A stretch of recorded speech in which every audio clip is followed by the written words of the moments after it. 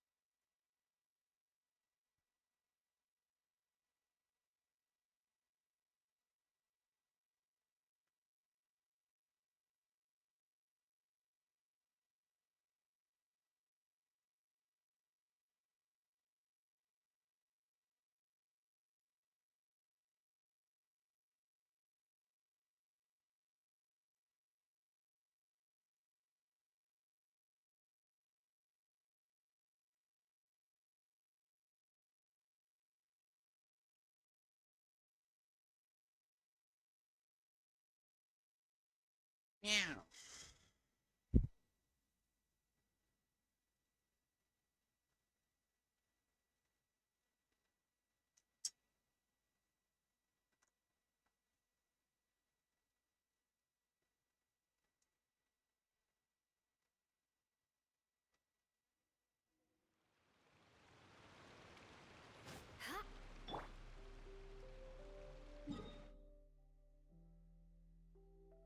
Let's go and find all the teleporters.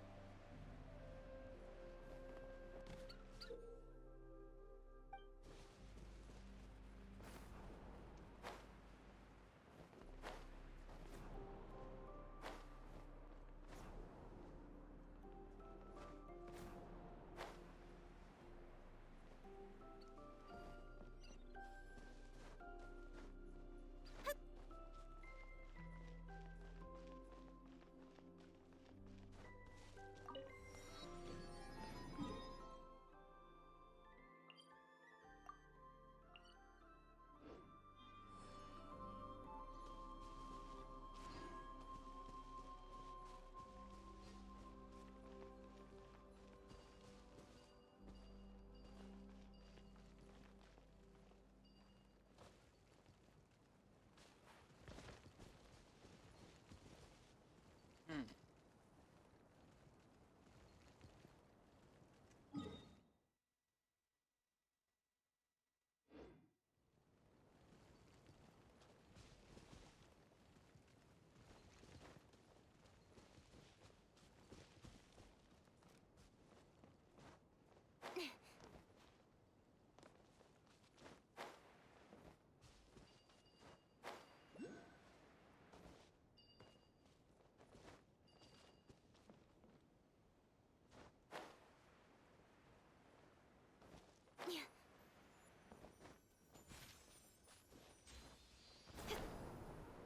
Oh.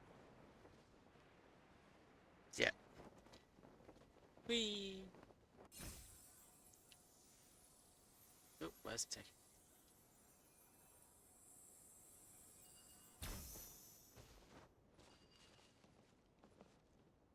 Hmm.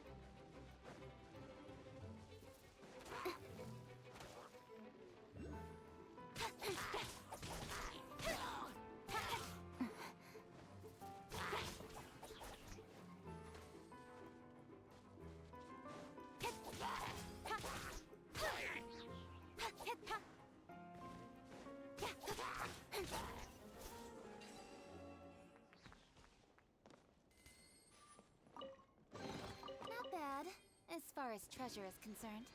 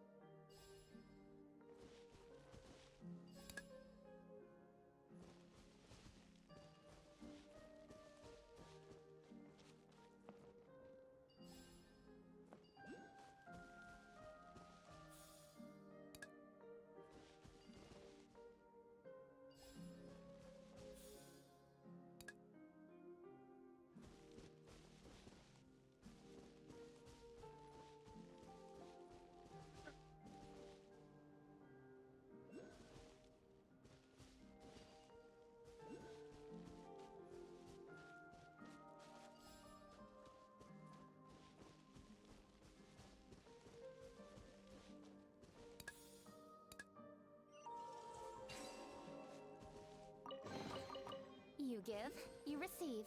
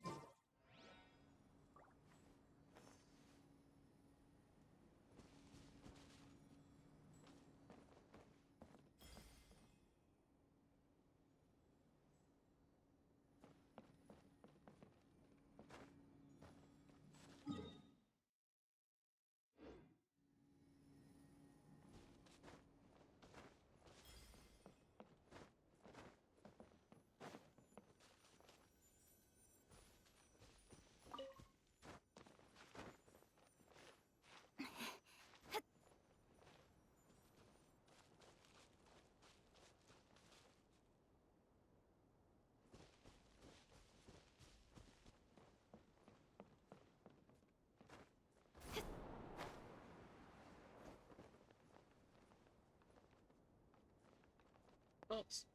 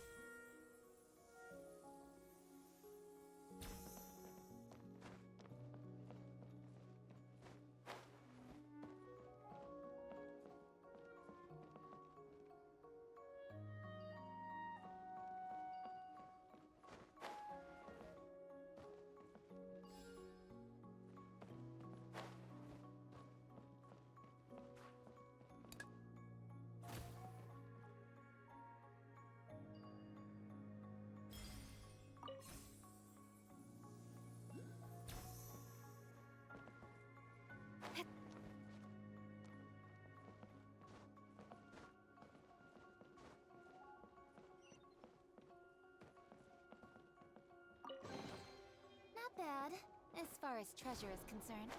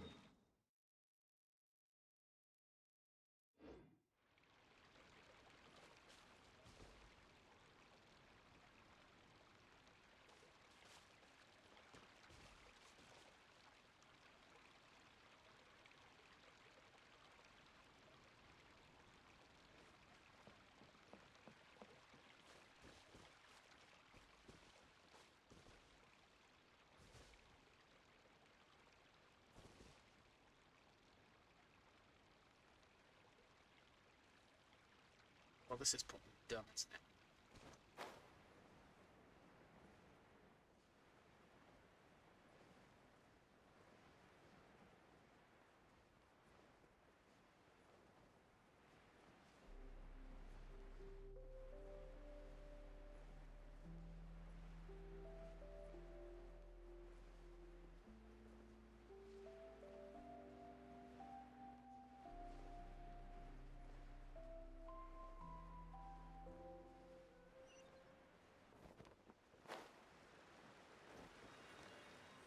Okay, maybe not.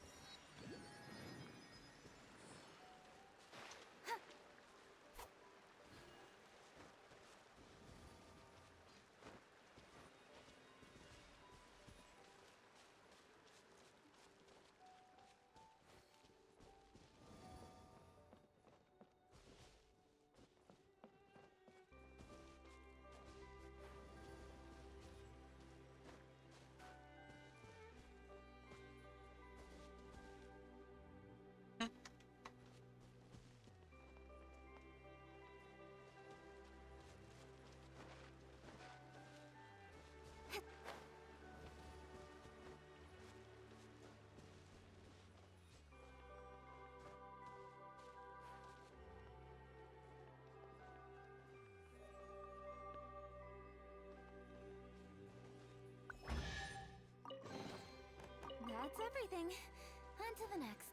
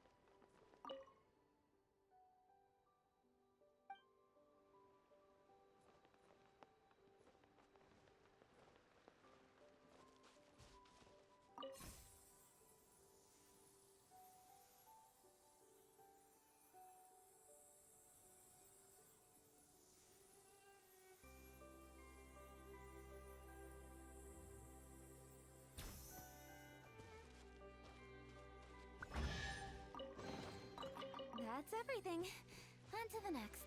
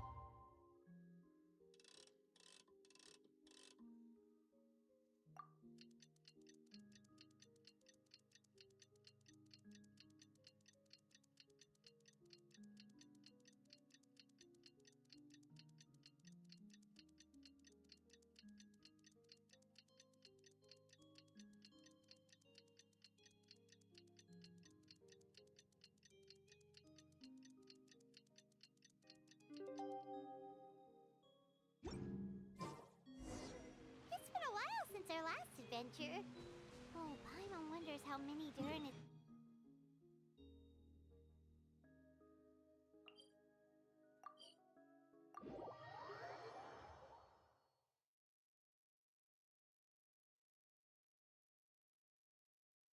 Let's go to the Forest of Blessings and take a look.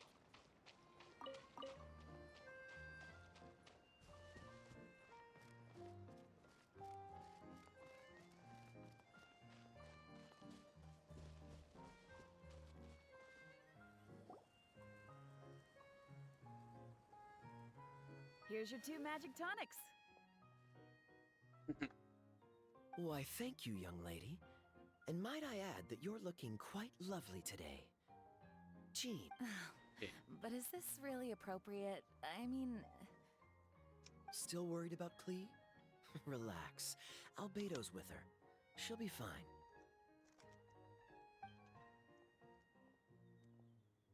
Kaya and Master Jean! What are you two doing here?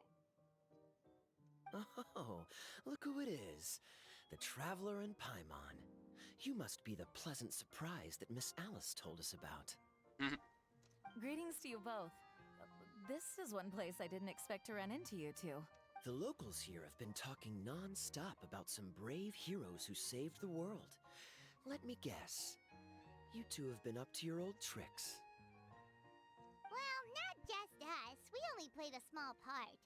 You could say we were 2 members of the Heroes Adventure Team. Still sounds mighty impressive to me. As ever, our honorary knight is making us proud wherever they roam. That's right. We received a letter of invitation from Miss Alice, proposing that we take Klee for a vacation in Fairyland when work dies down. I wasn't sure what she meant by Fairyland at first, but if my eyes are not deceiving me, she was being quite literal. Klee ran off excitedly as soon as we arrived. I'm a little worried about her, but Albedo insisted he would look after her while we do our own thing. We could hardly say no to such a considerate offer, so I took it upon myself to bring Jean to the nearest tavern we could find. Oh dear. Any excuse for a drink, huh? Well, we are on vacation. It's only fair that we get to indulge ourselves a little. You're right. I should make an effort to relax and unwind. It's what Miss Alice would want, after all. Oh, wait, Kaya? What exactly did you order from the bar? The house special, of course. Best way to get a taste of the local culture. Why are you making that face, Paimon? Nothing.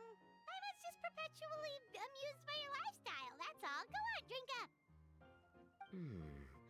Something tells me I need to tread carefully here. Let's see, it's got a lovely color, but how about the taste?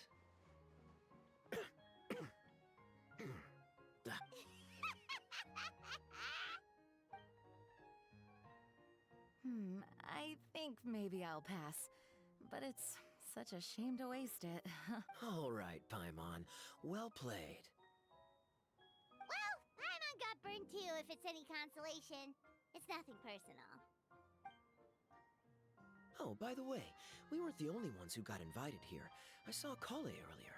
She didn't see me, though. She was making a beeline for that big tree. The Kingdom of Breezes and Bells, you mean? Oh, this is turning into a huge reunion. Maybe we should go say hi to her. All right. Well, give her my regards. Thank you. Enjoy your time here, too.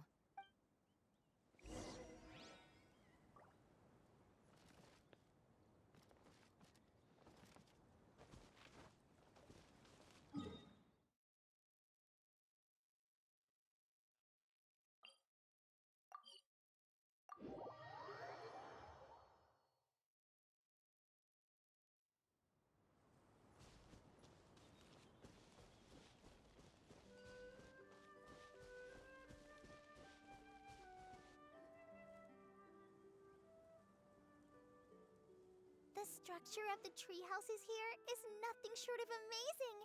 I have to write it down, so I can tell Master Tighnari all about it later. Hey, Kale!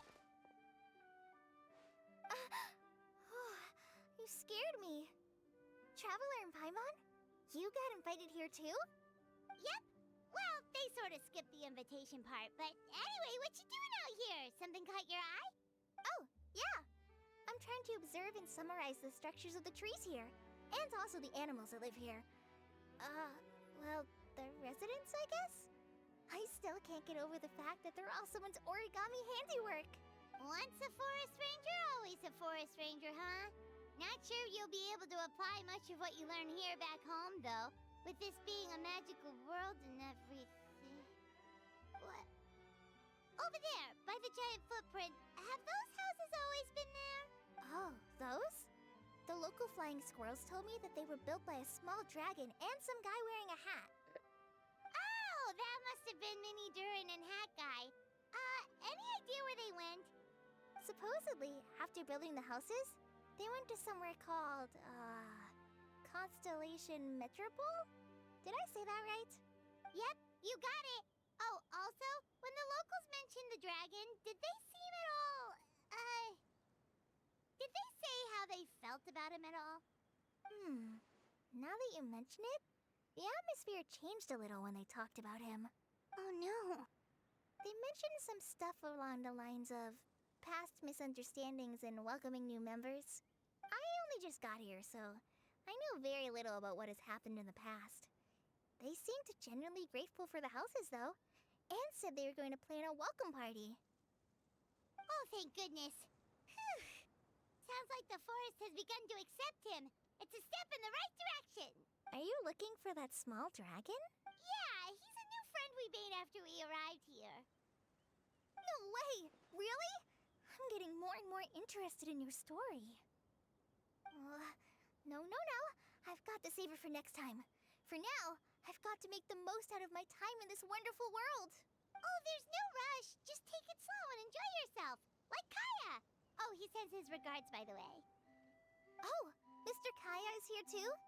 Then I've got to go say hi to him.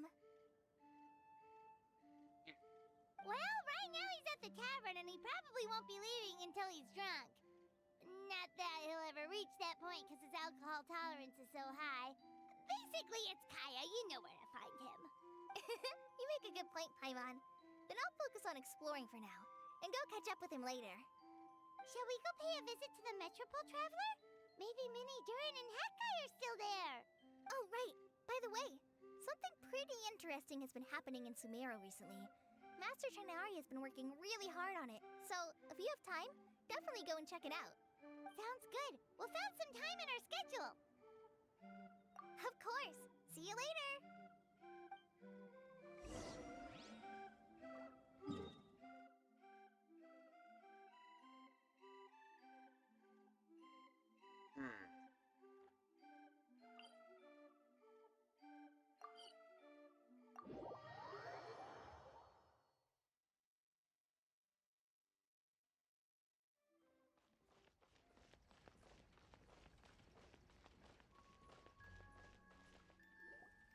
What? Are my eyes deceiving me?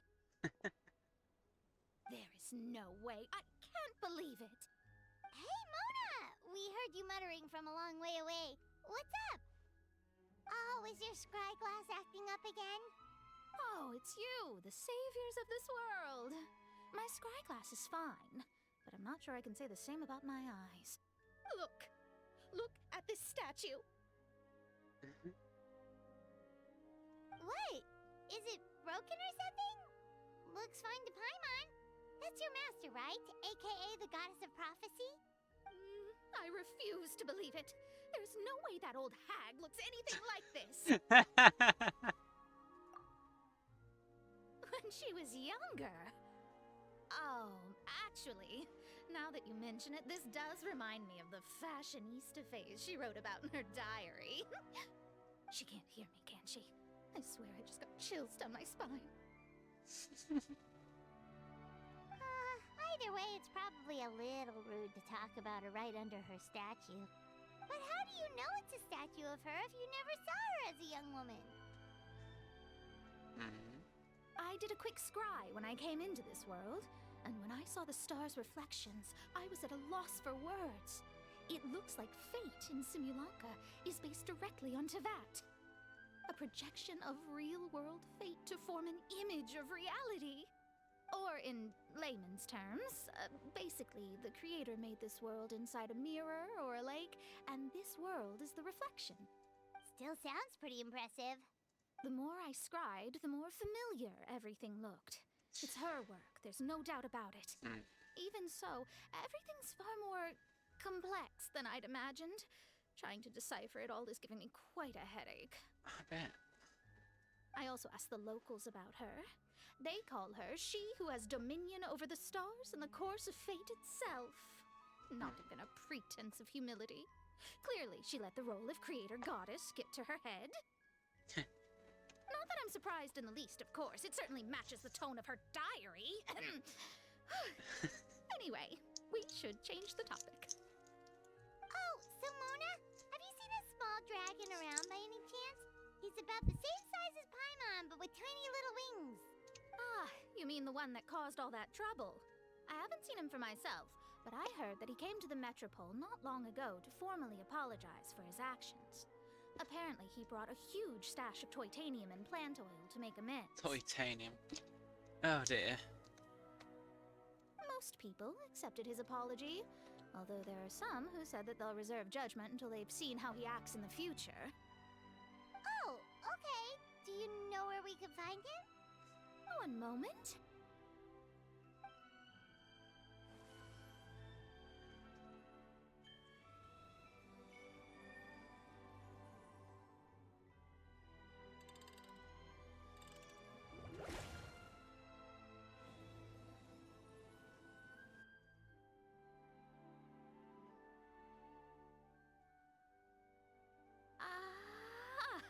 It looks like he's at the Broken Sea. We're just There's there. a big group of people with him, too. Cool. Wanna come with us? We can introduce you. I think I'll sit this one out. This might be the closest I ever get to meeting the old hag in her youth, so I think I'll spend some time seeing what else I can glean from her grand design. You guys have fun. Anytime. We'll be off now. See you later, Mona.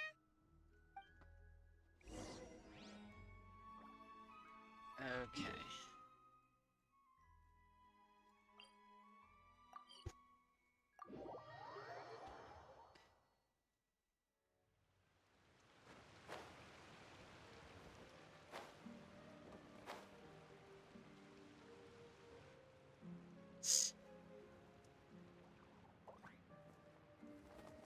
Osvaldo Hafnavines! Dost thou see what I am seeing? Tell me that my all-perceiving Aug de Verurtelung deceiveth me not. Your eyes see true, mein Fräulein.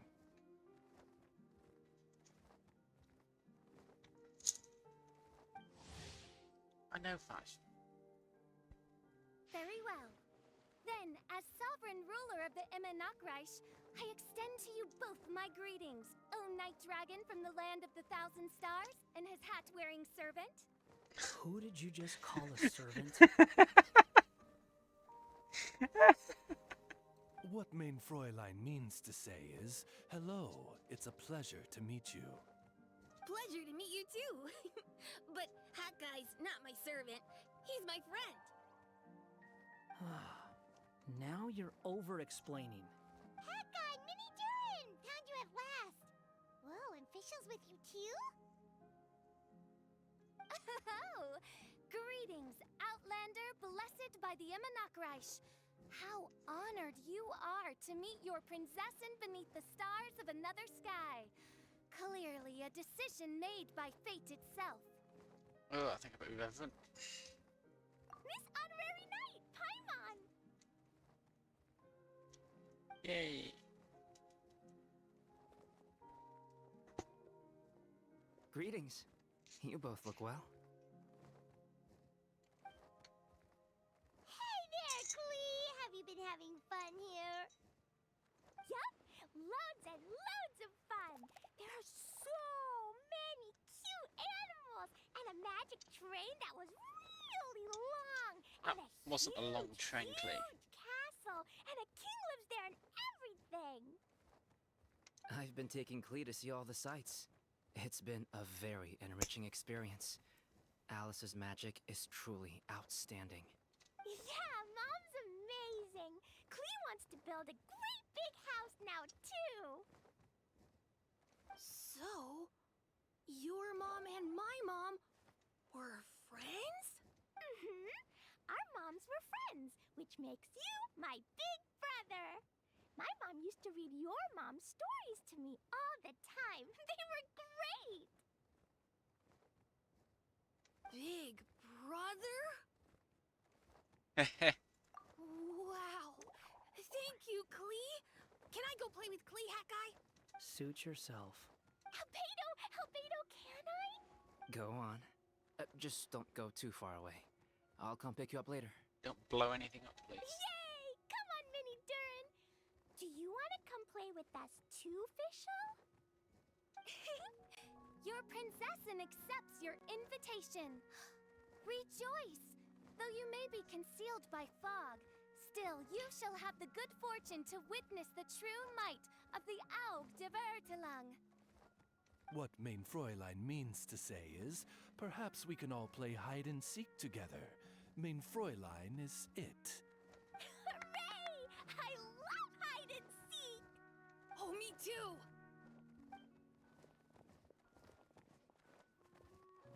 To return to our previous discussion, Mr. Hat Guy, you were telling me about a prophecy? I heard B talking to M. What she said was, Since you're so persistent, let me tell you a secret. Our child will one day rise from the dead. Is she saying that Dragon Spine Durin will come back to life? I only heard it in a memory, so don't hold me to it. Understood. My recent observations at Dragonspine lend credence to this prophecy as well. Durin's heart has slowly but surely been growing in vitality. The process is extremely slow, but the trend is clear. What should we do? To start with, plan for every potential scenario, including, of course, the worst-case scenario. I am well aware of Durin's past, and I sincerely hope that things never escalate to that point. Still, we need to be prepared for every possibility.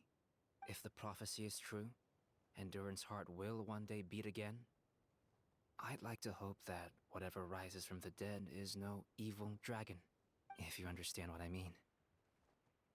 Kind of? But not really.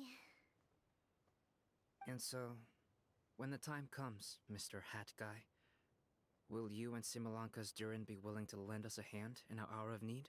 Huh? What's this got to do with me? You saved the Durin of this world. I don't see that as a mere coincidence. If there is any meaning to be read into the actions of the three goddesses, beyond fairy tale whimsy alone, I can only boldly speculate that the fate of this reflected world may have a reciprocal effect upon our own world. If Durin of Dragonspine will soon come back to life, we will need many Durin's help, as well as yours, given that your fates are now intertwined. Well, that's a nuisance. To be sure, it certainly won't be easy. Albedo! There's a flying paper ship over there! Can we go see it together? Sure. 2 seconds, I'll be right with you. Please give my suggestion some thought, Mr. Hat Guy. Hat Guy, I'm back! Huh? What were you guys talking about? Nothing. Huh. Okay then, let's go join the others. Everyone's going to check out the new origami ship. All right, I'll be right there. Why would I be? Do I strike you as someone who cares about other people's issues? Quit trying to guess what I'm thinking. I'm leaving.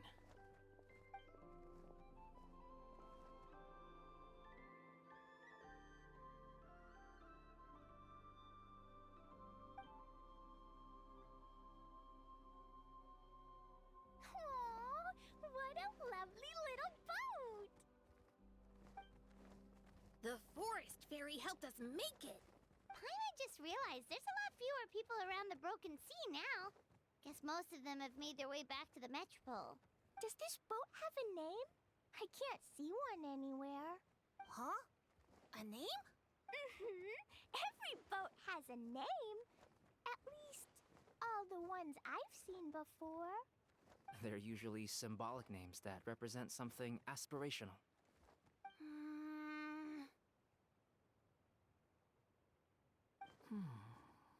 Let's go with the Durin. Huh? You want to name it after me? Oh, you mean to wish Mini Durin a safe voyage as he sails into a new chapter of his life beyond this world? Your princessin approves. Let this vessel bear the name of the most esteemed dragon of the night. The Durin. Let's call it that then. Thank you, Hat Guy. Also, can I ask you a favor? Go on. Remember how Mom's friend said I should be able to leave this world? Well, I want to pay a visit to your world. Just a quick trip, can we? Huh? Is that a no? Paimon thinks that's a great idea.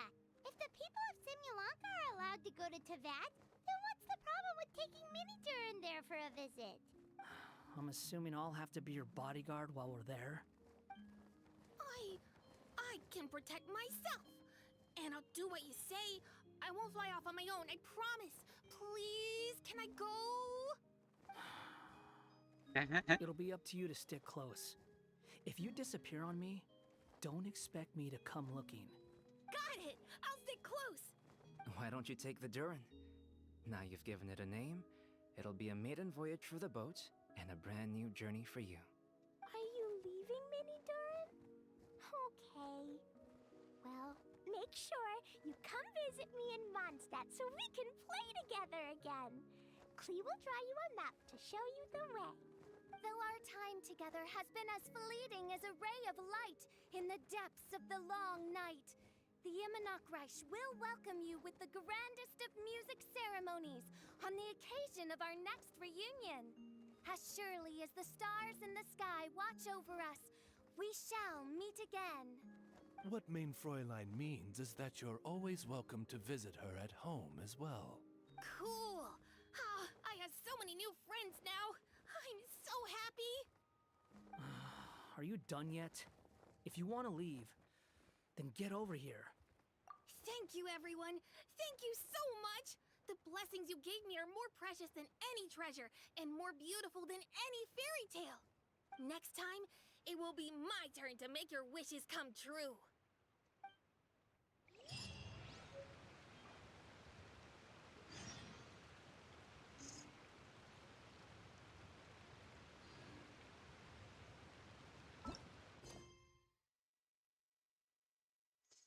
Okay.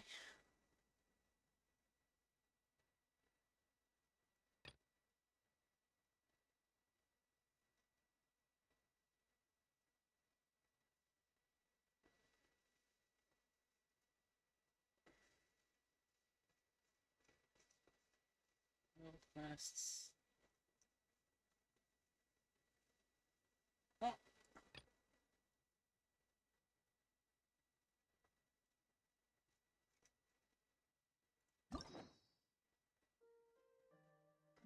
Yeah, no.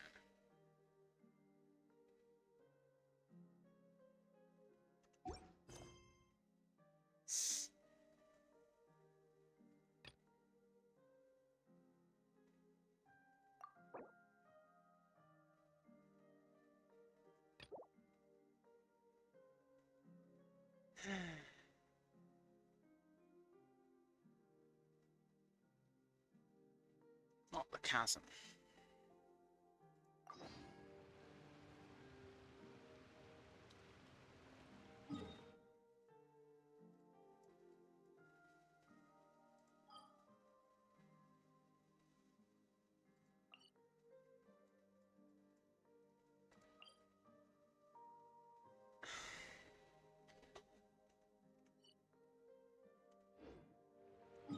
Oops.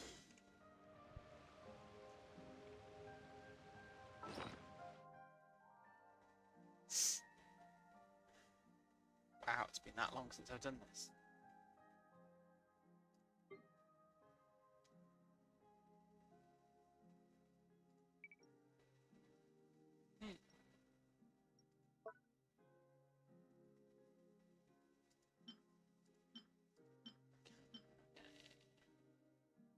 Uh,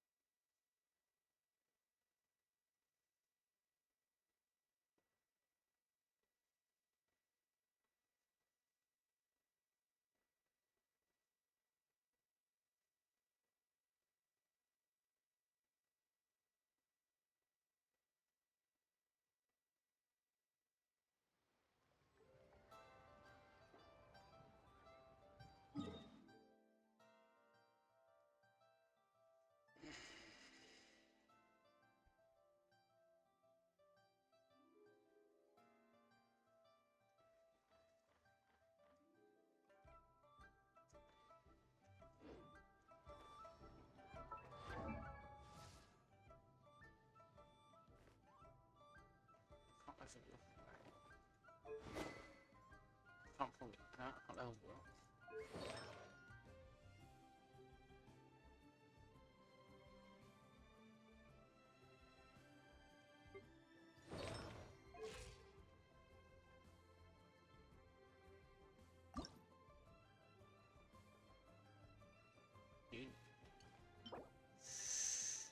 Uh,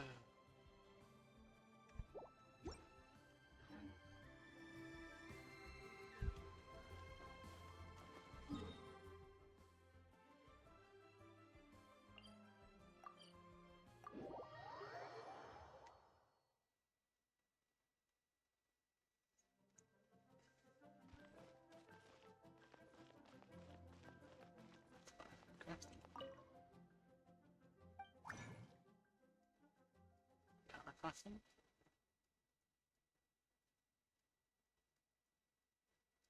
Nope.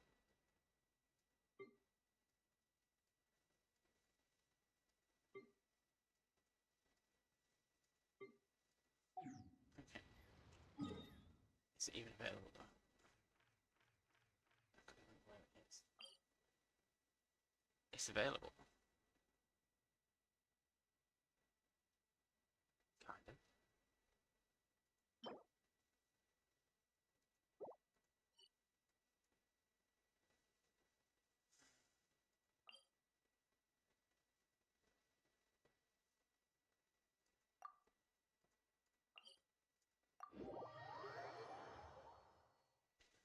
Grinding time.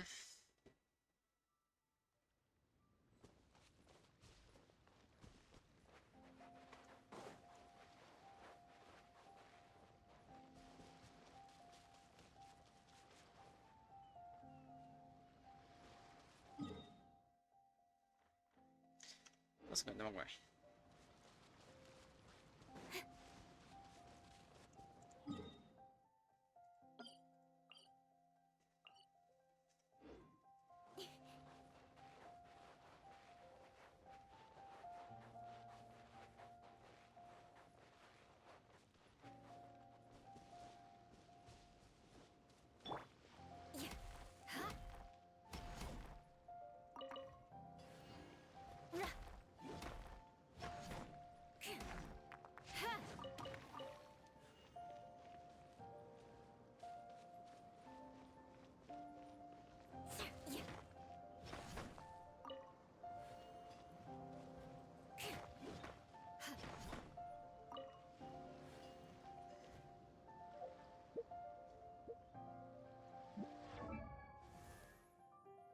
I'm looking for the wrong person, aren't I?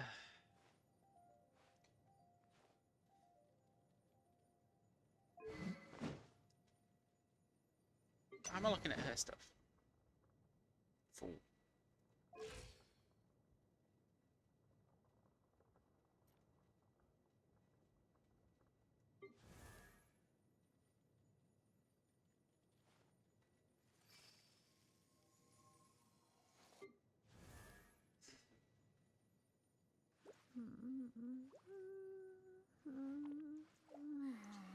That doesn't matter.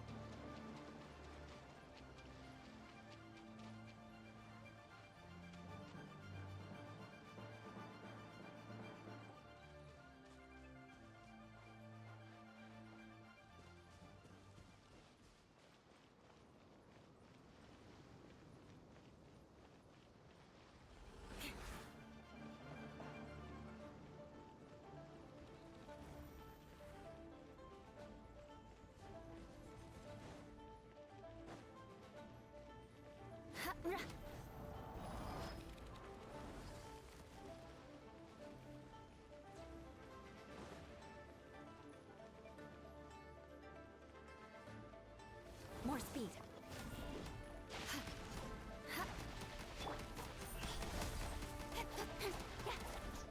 With sword comes shadow.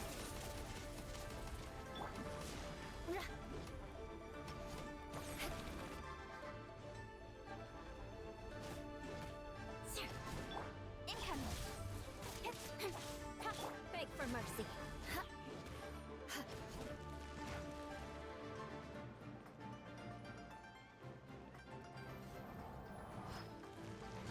Shudder.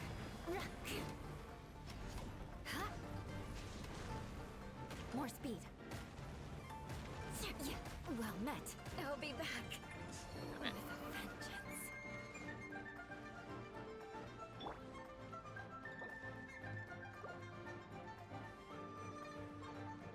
Ready, steady, go! Crush. Don't blink. Shudder.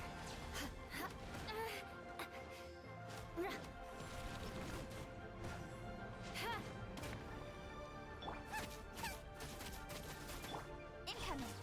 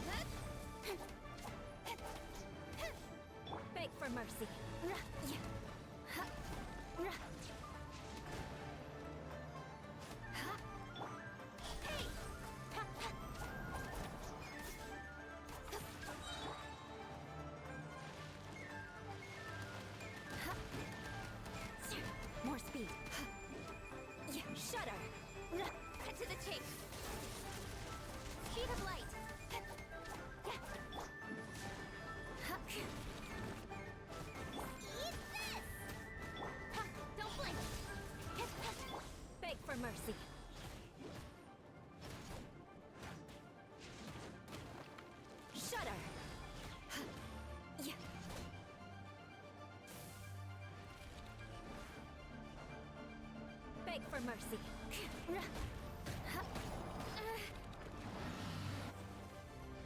Crush.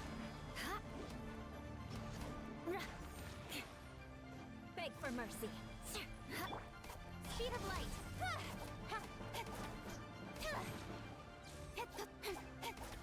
Shudder.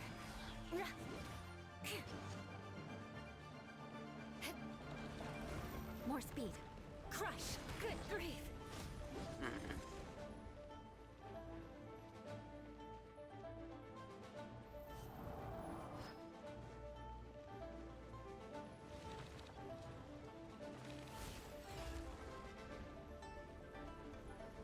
Beg for mercy. Don't blink. Shudder.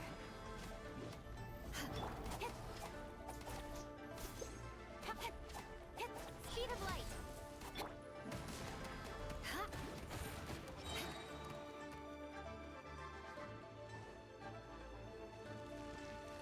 Vengeance will be mine.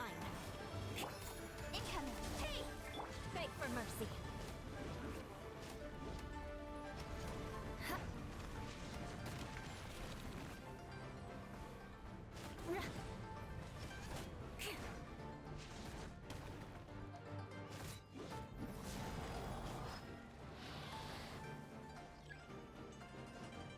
Shudder. Nowhere to hide.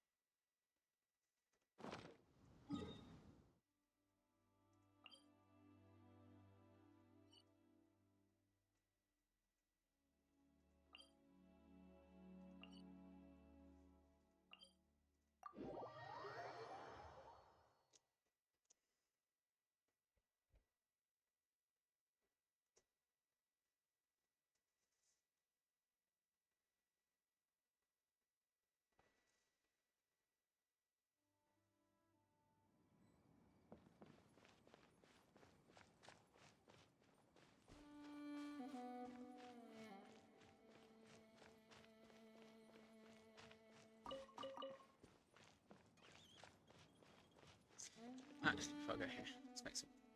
Go back and cook some food.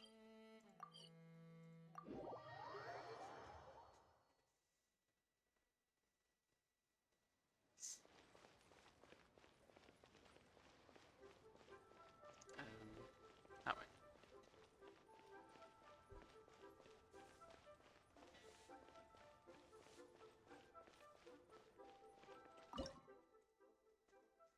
What have I got that I can make?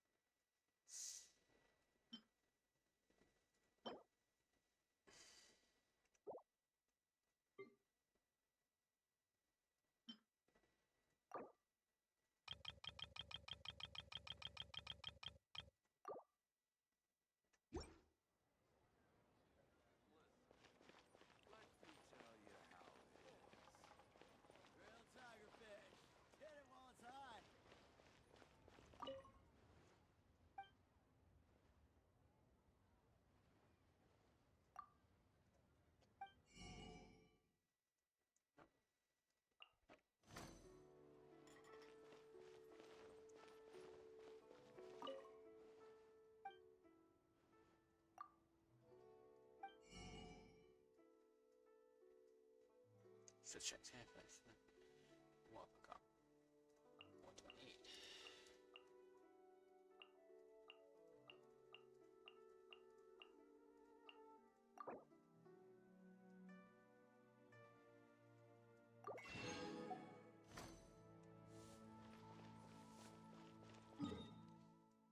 What about that monster?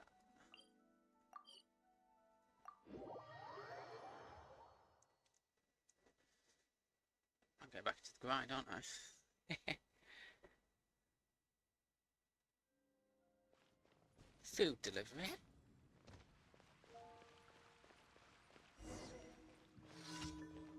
Okay, that's the missions then.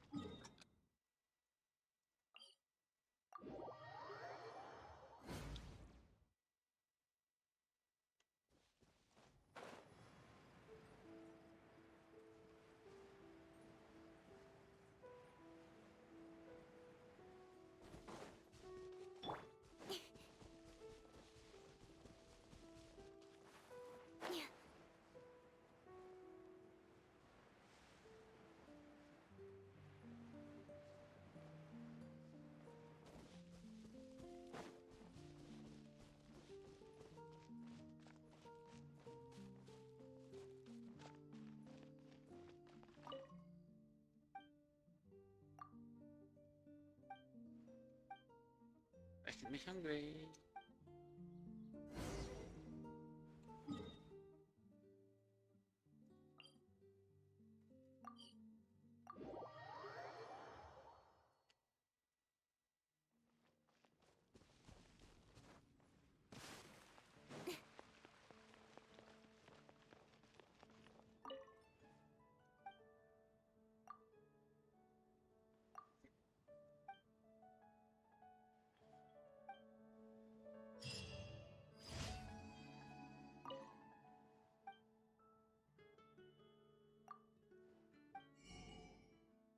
Good?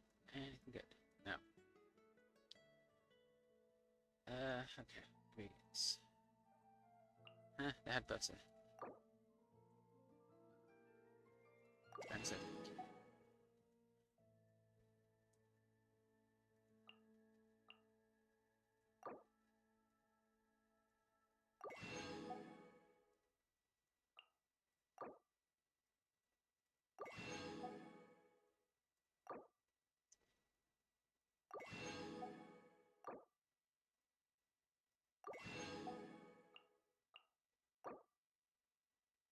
No, I've only got 12 million.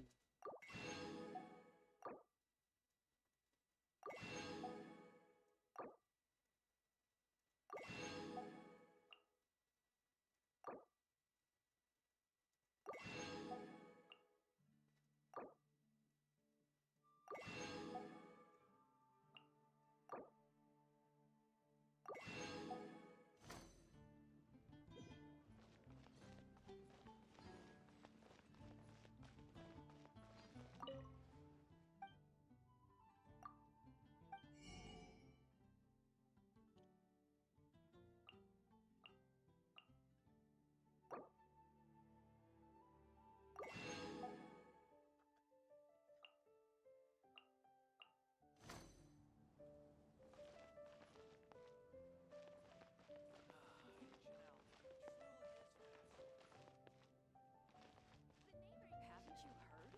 There's a strange wanderer in Yeah. Wolfendom.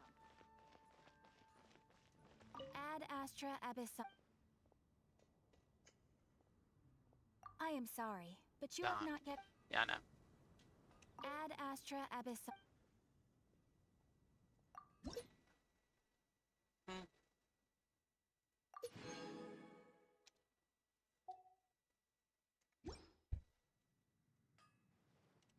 Astra Abyssosk.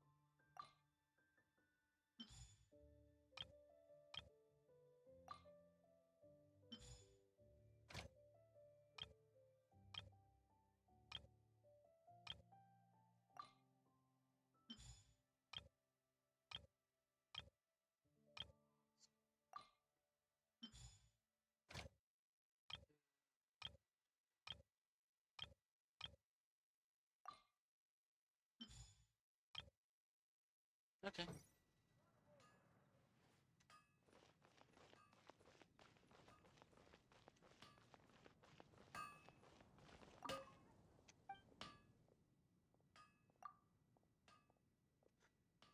What, from a year and a half ago?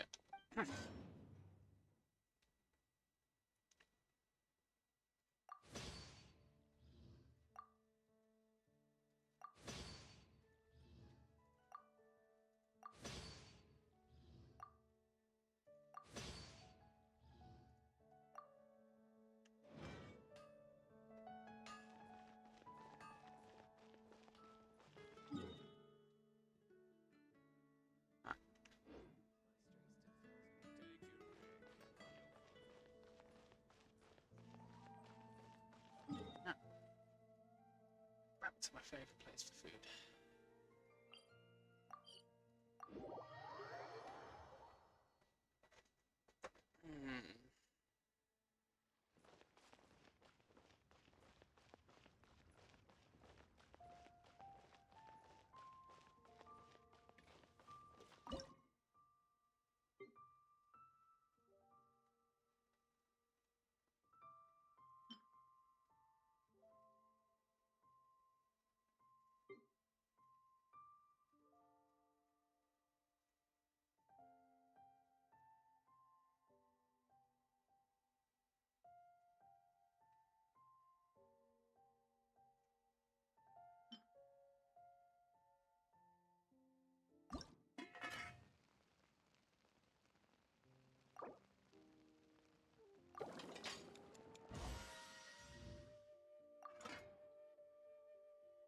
I guess that's gonna have to do.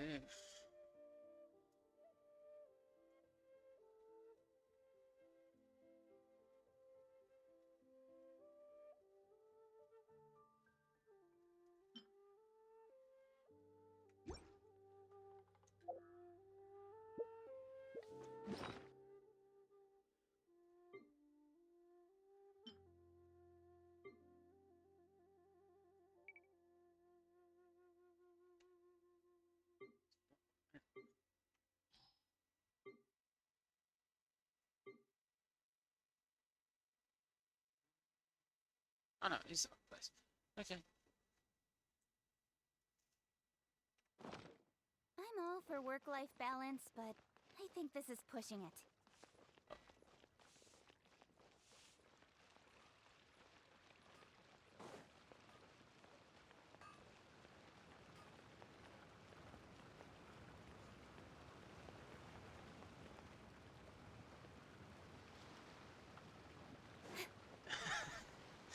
I'm an idiot. I really am stupid.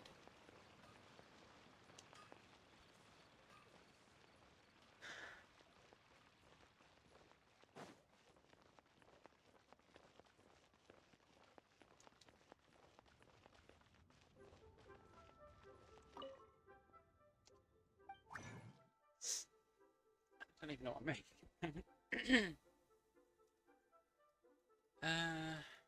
What are we making something I can't make?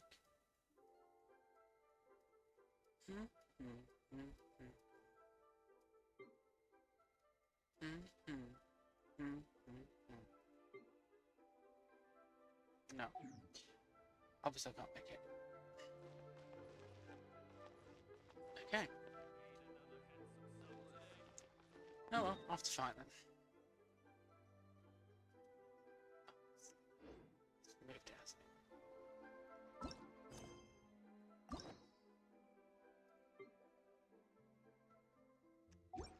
So, yes.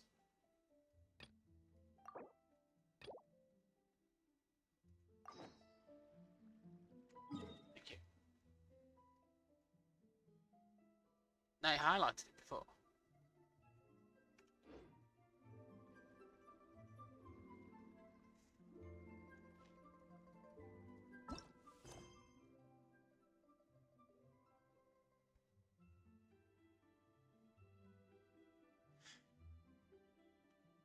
Oh dear.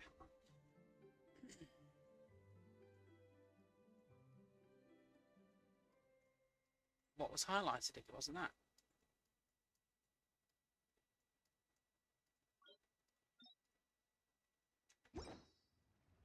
Come on, enough procrastinating. What Let's should go. I try this time?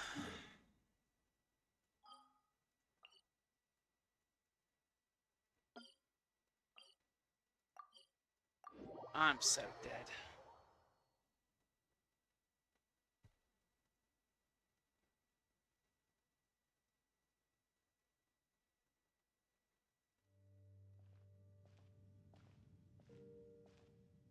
What the?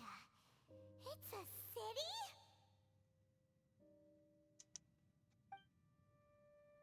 A whole city that's floating in the air! Upside down? Just look at this place. Doesn't it remind you of something? Wait, what was it again? Yes, that's it! It's just like that. Just as strange, just as upside down, and just as spooky. In which case, maybe whatever's going on in the chasm really is connected to the Abyss Order. Oh, we gotta get to the bottom of this. Oh? The feeling is mutual. I certainly hadn't expected to meet you here either. Long time no see, Dane. Wait, but how did you suddenly end up here in the chasm? The chasm? So we're in the depths of the chasm, are we? Interesting. This is one place where I have never set foot before.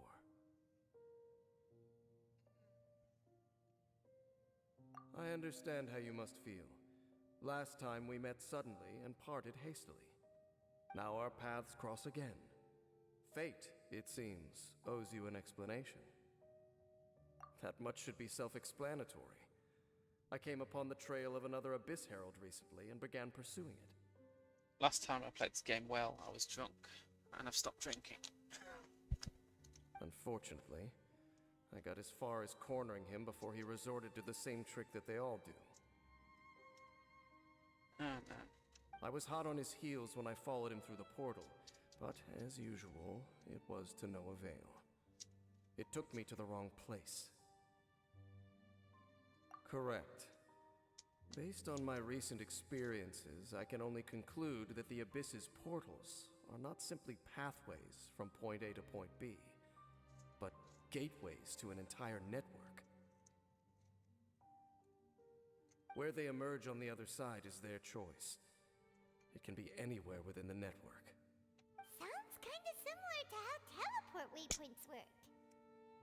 In short, though I was right behind your twin last time when I entered that portal, the next moment that I realized where I was all alone, back in the ruins known as Storm Terror's lair.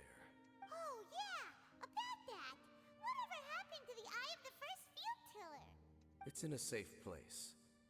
You can be sure that I will learn the truth of the Loom of Fate operation sooner than it could ever fall into the Abyss Order's hands. Huh.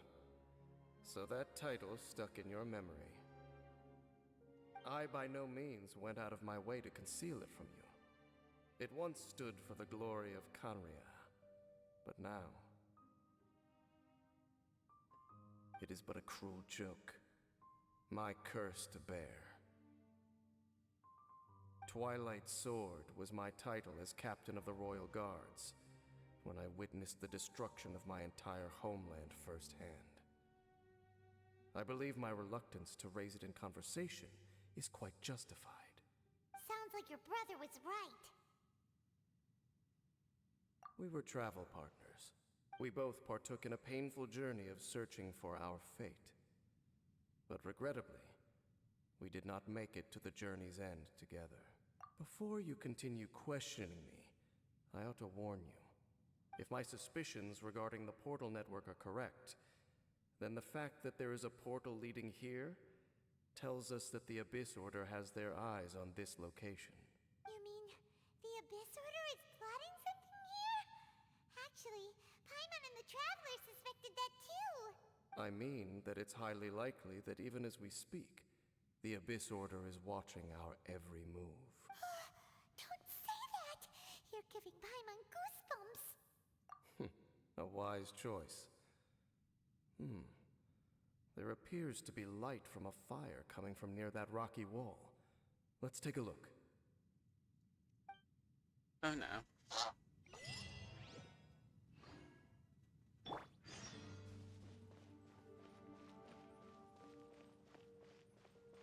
Protect me, Euler. Euler. Protect me and use the license agreement.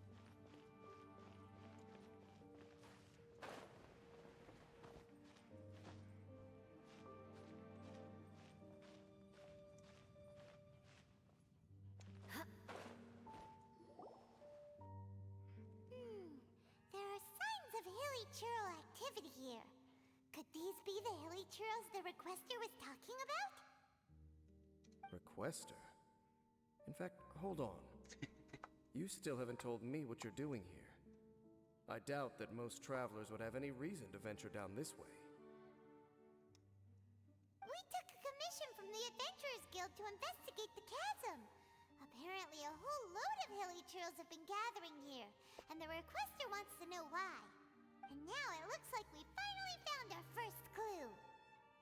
Do you want the answer? Huh? You mean you know something about this? As it happens, I do. It's understandable that you did not perceive anything unusual. What makes this place so strange is that the environment here weakens the effect of the curse. Curse? Oh, Paimon remembers. Last time you guys were saying that Conria's people were cursed to immortality or something. For centuries, I have suffered daily from the curse that was laid upon me. But here, I suddenly feel a small amount of relief from this suffering. And right here, right now, I can feel my body sending a strong message to me. It is telling me, stay. So, this place weakens the curse? That's pretty incredible. But That I shall need to investigate. But to the best of my knowledge, the Abyss Order does not have the technology to achieve this. Indeed. Do you know why Hilichurls wear masks? It's to hide their appearance, lest they catch sight of their reflection in a body of water. Compared to how they remember themselves, it is a terrible sight to behold. One that causes them great despair. The curse of immortality denies death to those afflicted with it. And yet, it does not truly mean that they will never die. so, you mean there's a way to undo it? No. I mean that the body and soul will continue to be eroded until they are virtually non-existent, even if death is not the form that this erosion takes. When the Hilichurls realize that the end is nigh for them, it seems their instinct is to seek out a calm and dark corner of the world in which to finally say goodbye to the centuries of suffering they have endured. And of all the places they could lay down to rest, one that can ease the effects of their curse would surely be their first choice. Wow. That's so Conversation's over. Brace yourselves. What is it? We're under attack. 3 days. 82. Sir, crush. Yeah. Speed of light. Yeah.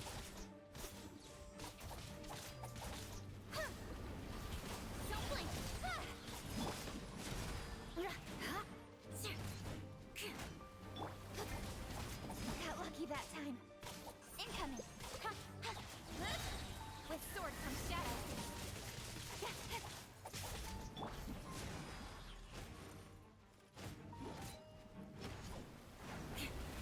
Yeah. Speed of light. Hey.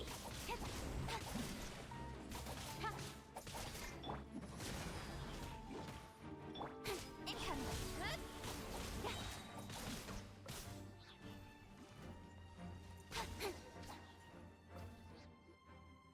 What were those?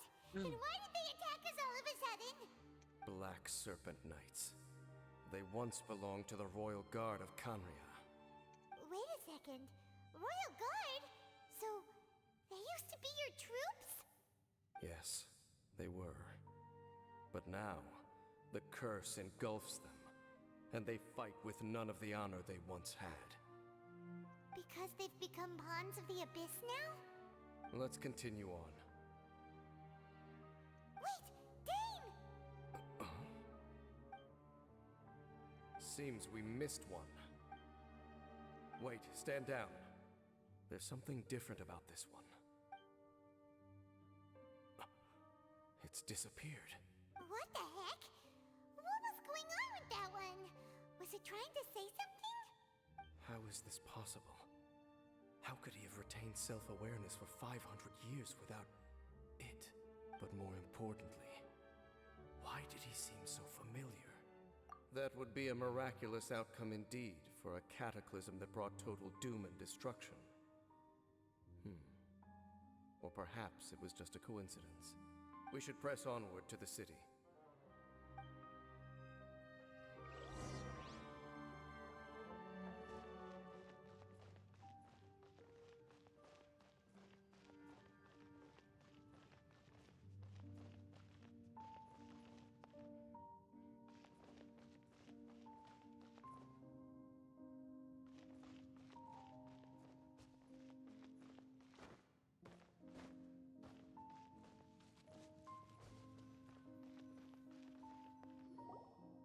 Looks like there's a strange energy surrounding the city. We can't go any further.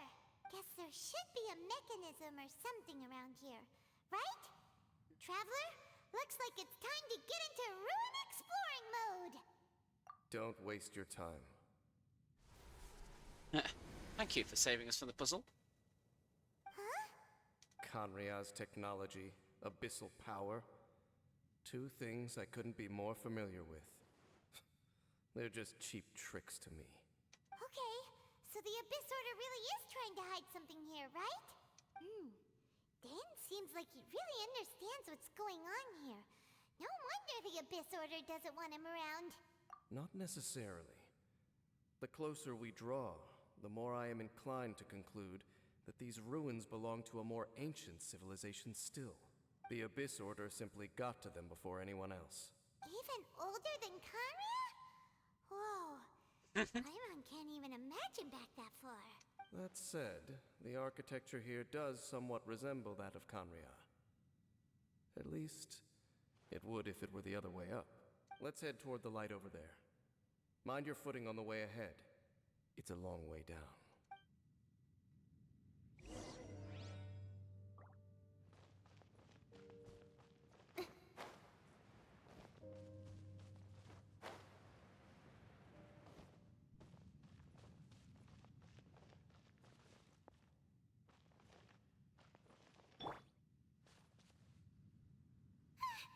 Black Serpent Knights!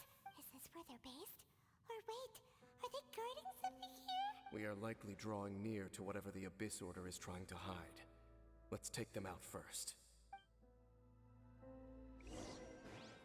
Beg for mercy.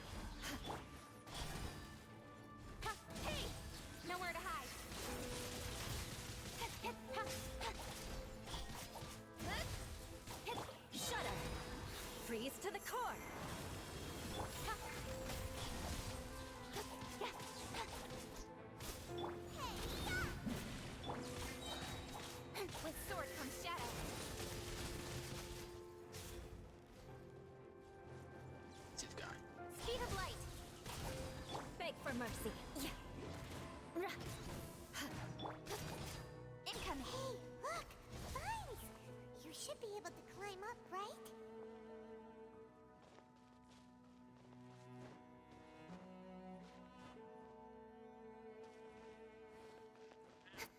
Camera doesn't get in this stupid place, yeah.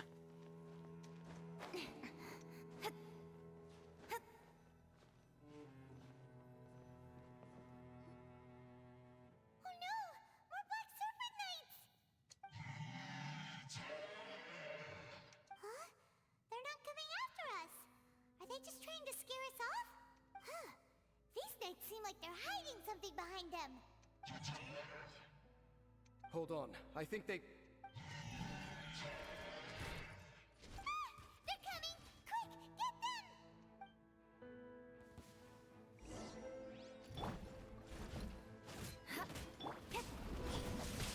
Crush!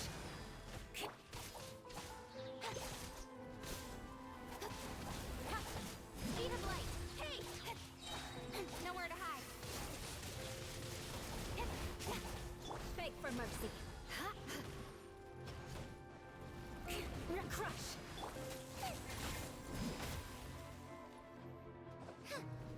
Out of the frying pan! Incoming! Beg for mercy. Crush! Don't blink! Cut to the chase!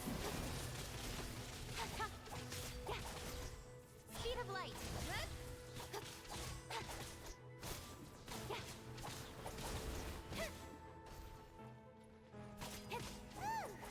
That was the last of them. Now, let's see what it was they were trying to hide.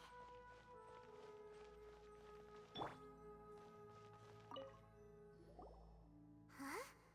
What's this? So, the Black Serpent Knights have nothing to do with the Abyss Order's secret. Huh. I should have guessed. So, what exactly is going on with these hilly churls? As I said, for these hilly churls, the end is nigh.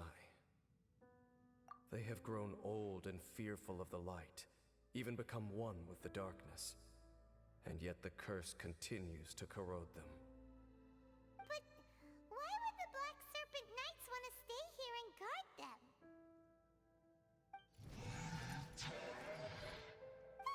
More of them are closing in!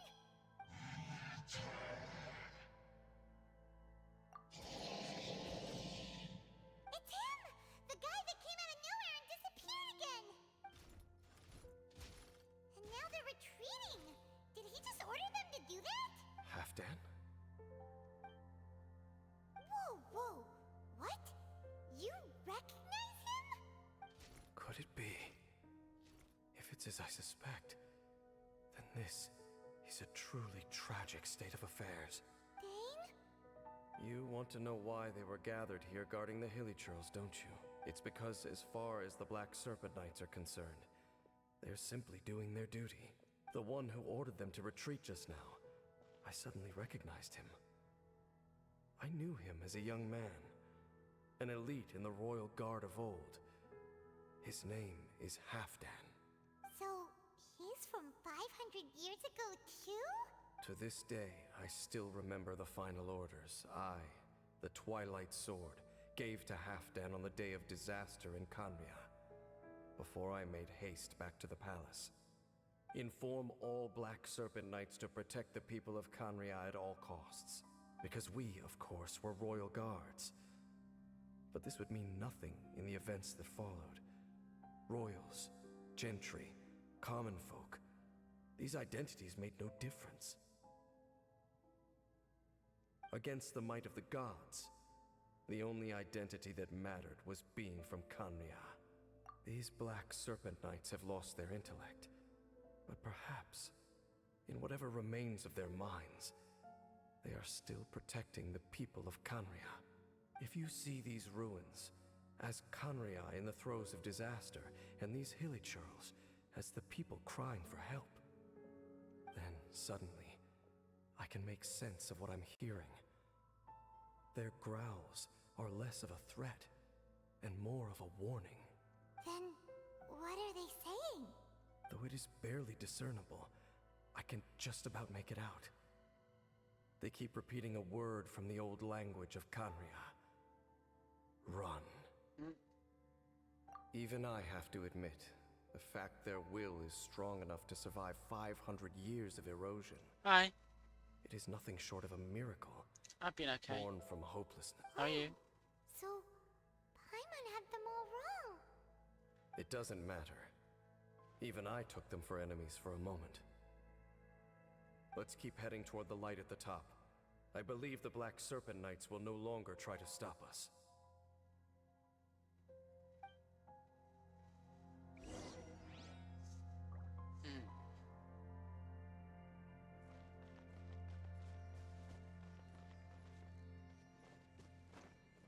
Oh. Great. I fell down. Well done.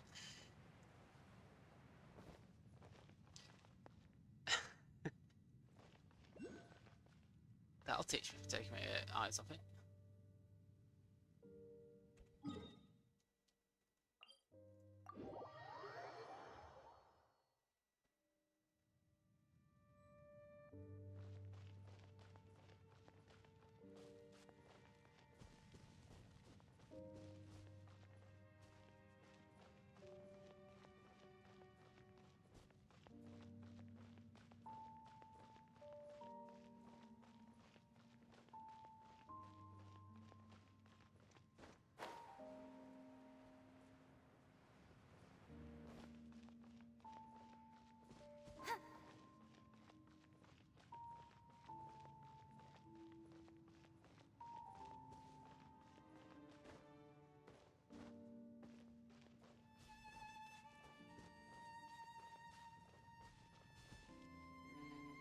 That way.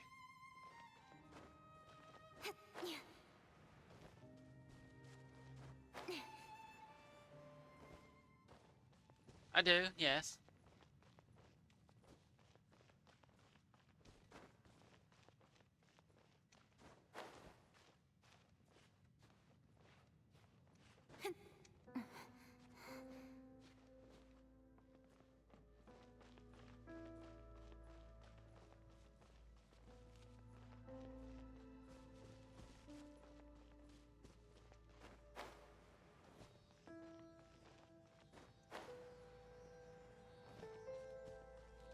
Moderately powerful, you see. Sure enough, we aren't seeing any more Black Serpent Knights. Guess that half-damn guy really did recognize Captain Mostly for Jane, fun. huh?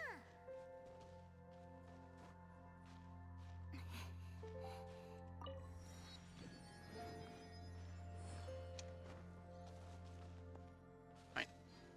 I'm not very, what's the word? I've not got a brilliant personality for stream.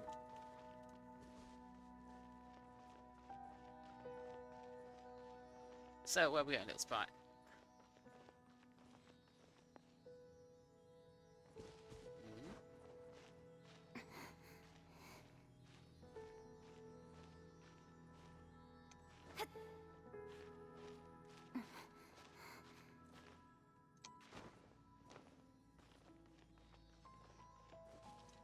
Technically, I've been streaming for about 4 years, but That's everything. it's been so On to intermittent. the next.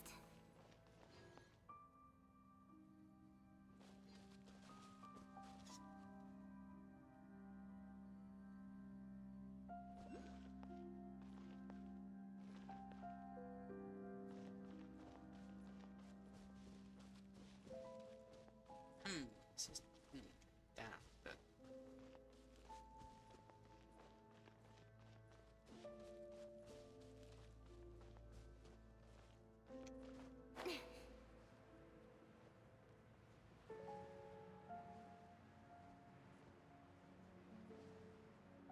higher, lower. Make your mind up.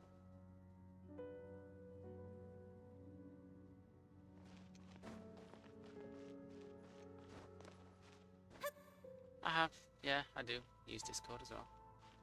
Ah, we're in there.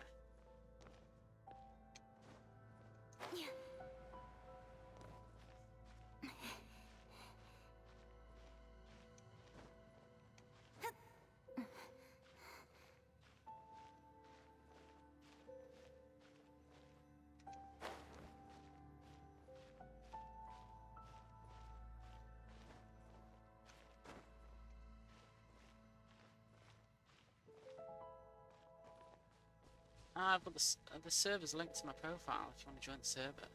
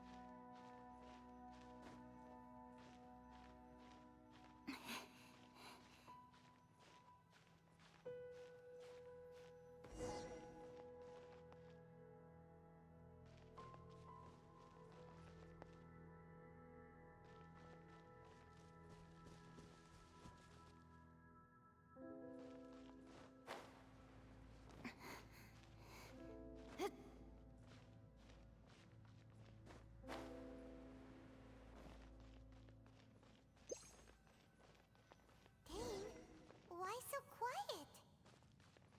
I'm just thinking, nothing more. If you're trying to console me, I can assure you there is no need.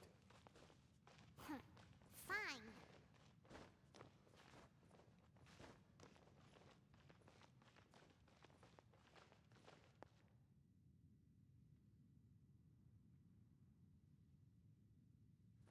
Feels like it's going to be a leap of faith, this one.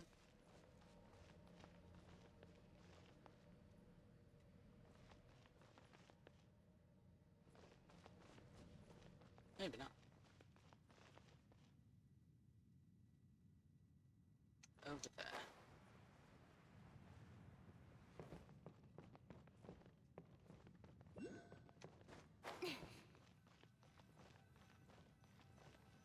Hey, look!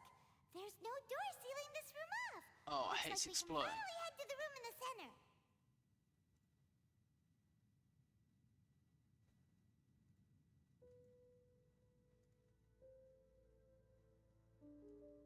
Come on, let's go!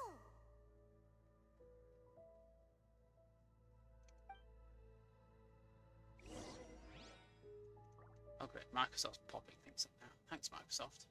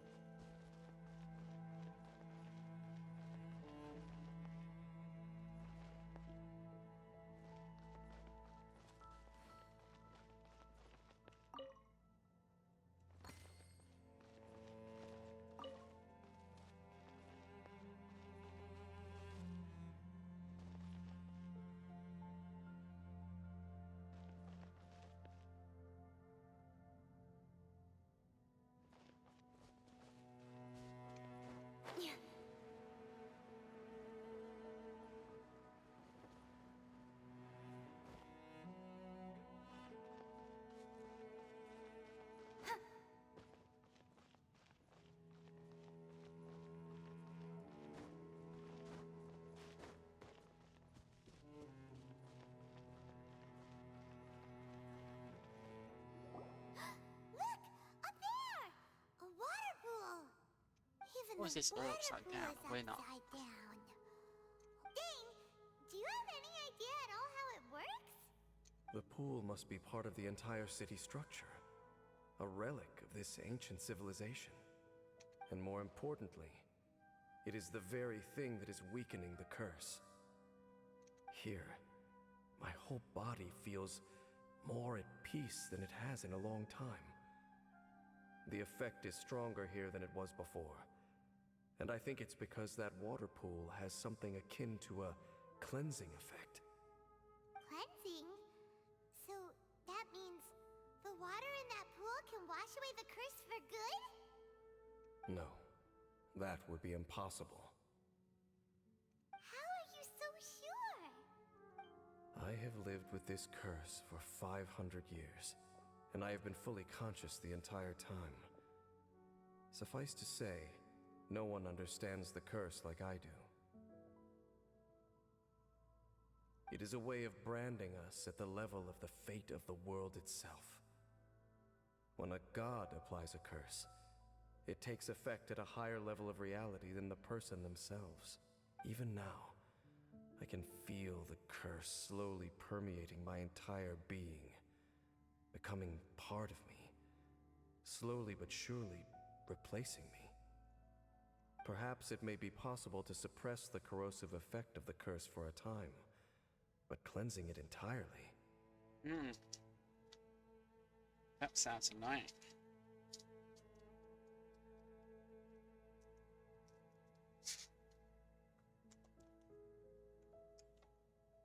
Consider it tantamount to burning away an integral part of your body. It is not a process that one could ever hope to survive. Huh? Cleansing the curse cost you your life? Whoa. An irreversible curse!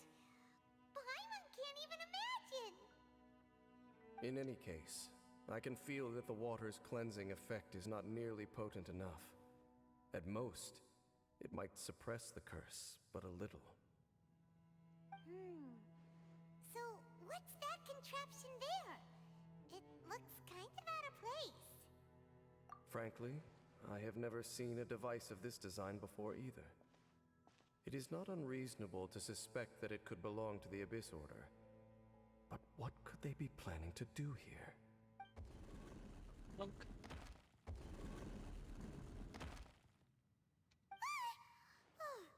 That gave Paimon a fright! So, all the doors are open now? Halfdan's back again! Halfdan, do you have something to say to me? He ran off! But he didn't disappear like last time. He's indicating that we should follow him. Are you coming? True. So, we going then?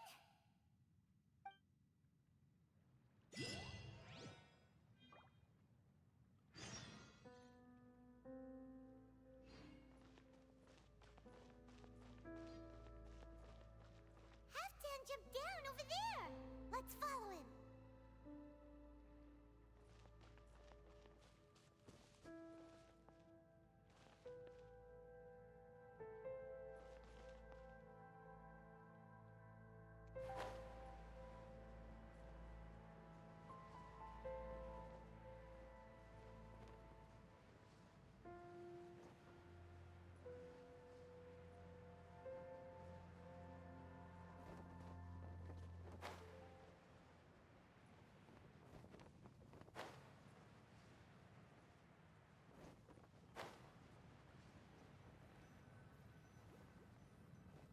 Looks like Halfdan disappeared at the far end of this path.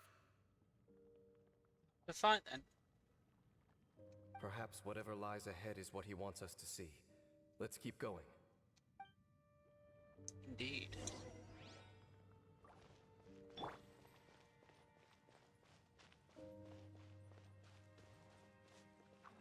More speed. Shudder! Vengeance will be mine! Incoming!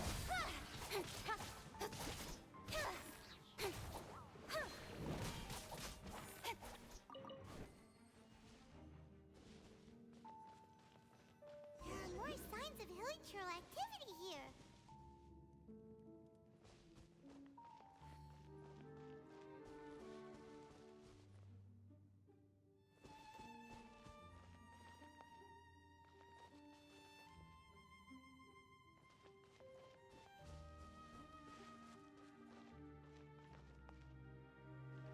Ah.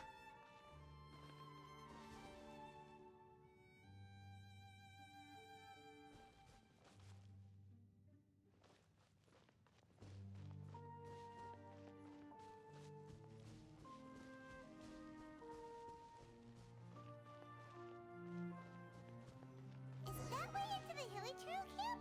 Let's go see.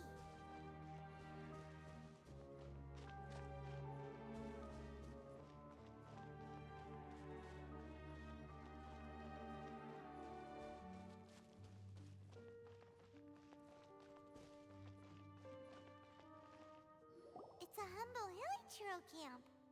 Oh, these hilichurls look like they're in pretty bad shape too. Some of them look like they've already taken their final breath. And a Is sad this really. what Halfdan wanted to show us? Whether it is or not, everything here is worth investigating in detail. Inspect the area. Leave no stone unturned.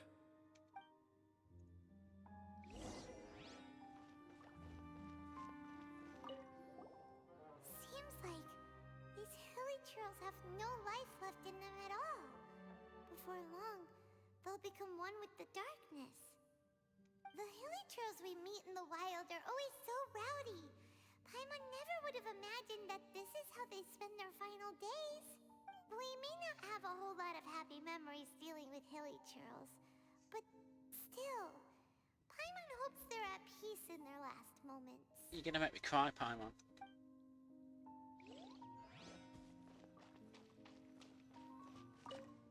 Hilly trails usually store food in crates like these, right? But these seem pretty much empty. Is it because they're so near to the end that they don't need to eat anymore? Even if they don't need to eat anymore, Paimon bets they still miss food for the flavor.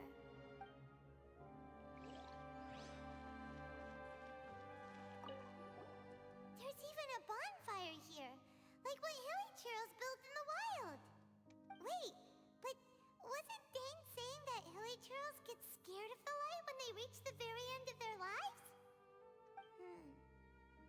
Maybe, in the very, very end, they still want to feel some light and warmth. Oh. Just thinking aloud here. Could also be another reason.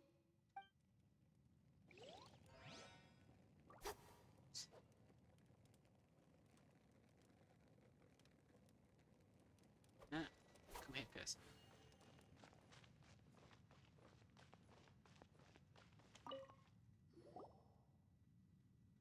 How did that flower get this far underground? Did someone bring it in memory of the deceased hilly churls? Hey, now that you mention it, Paimon thinks it looks kind of familiar too. It is the national flower of Kanria, the Intivat. It once bloomed all over the nation. It would only last 2 weeks before wilting. But if you were to pluck one and take it out of Kanria, the petals would stop growing and turn hard. Only when it finally returned to its home soil would the petals grow soft once more, and finally turn to dust. So the Intivat is a symbol for a wanderer far from home, signifying the tenderness of the homeland.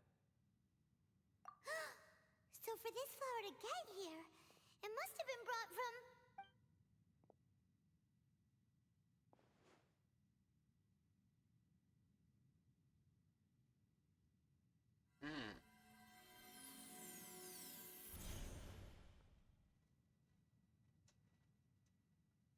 Your Highness, so the proposal finally has your blessing? In focusing single-mindedly on confronting the heavenly principles, we neglected our original mission, the revival of the homeland.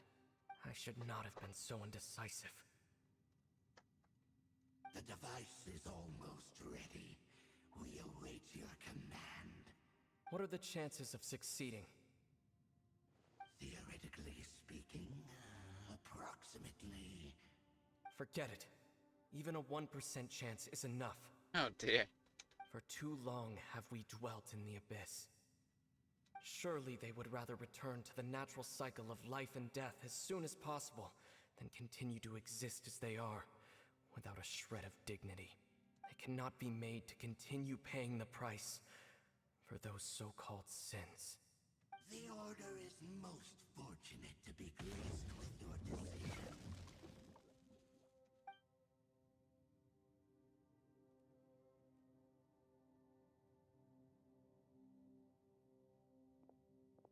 Ether!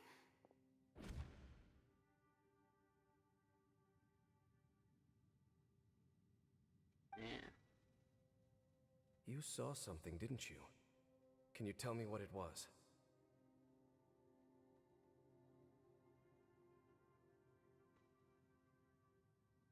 Oh.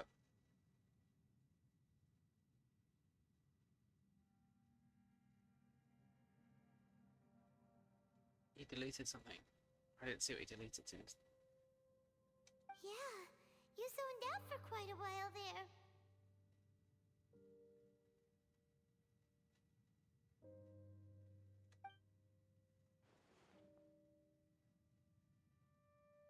Huh. Well, people do say that twins have a special connection.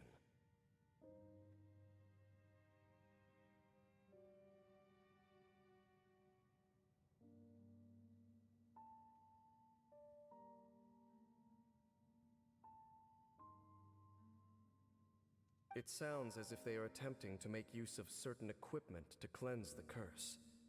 It could well be the device we saw earlier. And you say he mentioned the revival of the homeland, correct?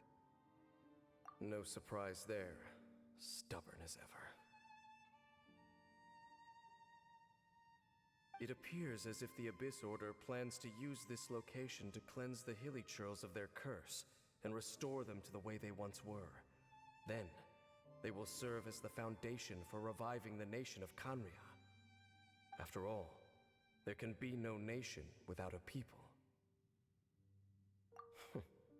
It is the height of foolishness.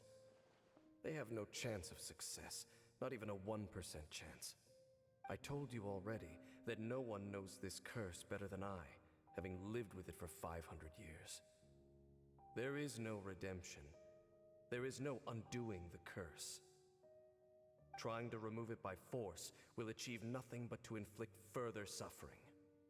So make sure you are clear in your mind.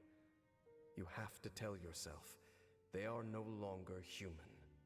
If you cling to false hope and allow yourself to become too emotionally invested, the only way is down. You will end up just like them, mired in hypocrisy. Save your strength for something worth saving. Oh? But of course, I am merely someone you hired for a task, while he is your brother. It is only natural for you to side with him. But whatever decision you make cannot deter me from mine. My chosen path is to stop the Abyss. If we have reached an impasse, then perhaps this is where we should say...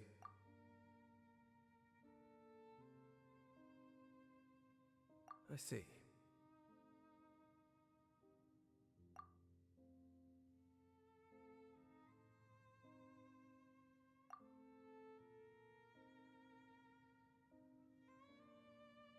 It seems that the 3 questions I put to you on our first meeting were worthwhile.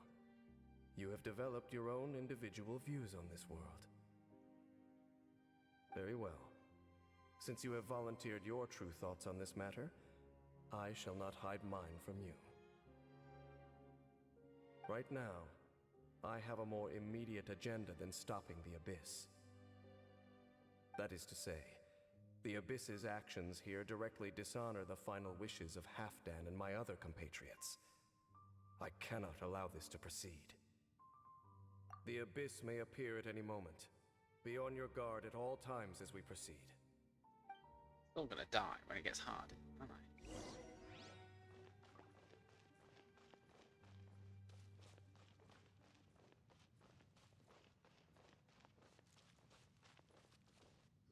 We can see the Upside Down City from here, too. Wait, watch out!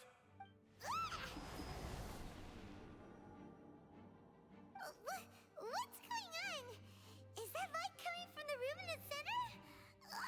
It's too bright! The mutation is continuing. Has the Abyss made its move already? Dean Sif, I see your incessant meddling continues, and that you have once again joined forces with our Highness's kin. Regrettably, I was not in time to control your exit from the network, and it sent you here of all places. This was a catastrophic error. Yes. I am surprised that you dare to face me. You ran like a coward last time. Our Highness's will must be done. All interferences must be removed, whatever the price to pay. This time, the curse that torments our people must be undone. You are the only ones who torment them. There is nothing else left of those hilly churls. Nothing besides the curse itself. Say what you wish. I am going nowhere, Dainsleif. Then you will give your life just to delay the inevitable. How absurd. But since you wish to persist, then so be it. You really think you can use that device beneath the pool to cleanse this curse? Do not underestimate the ways of the abyss. That device can amplify the cleansing effects of the water not tenfold, but 100-fold. Then I overestimated you. This plan is even cruder than I thought.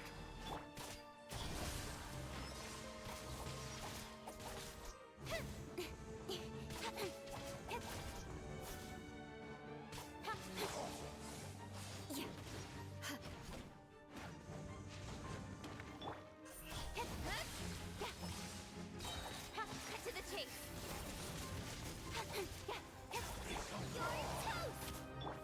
Incoming. Hey!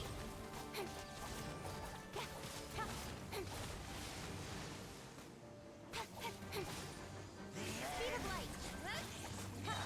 Nowhere to hide. Beg for mercy. Shudder.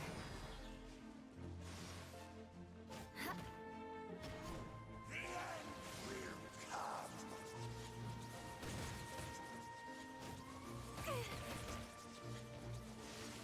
Beg for mercy. Don't blink. Hey!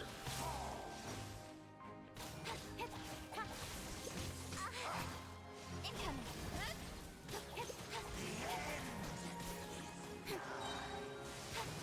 Cut to the chase. Shudder. Crush. Don't blink.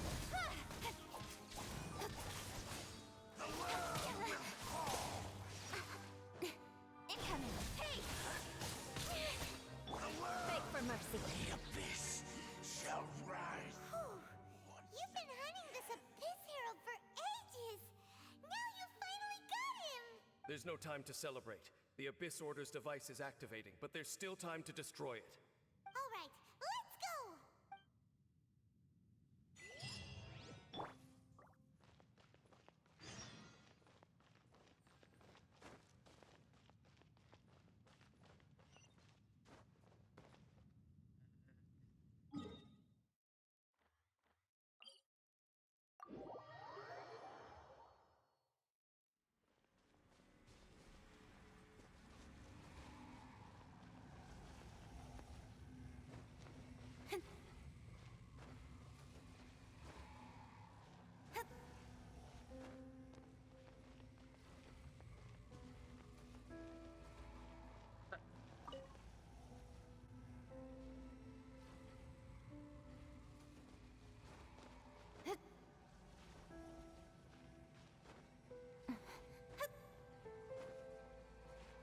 And yet, thank you.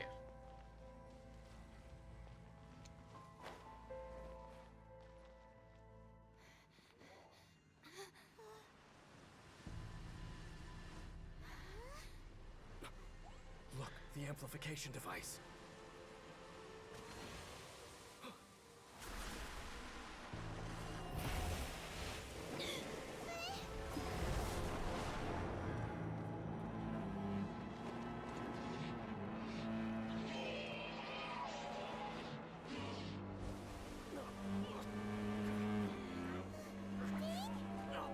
Am I too late?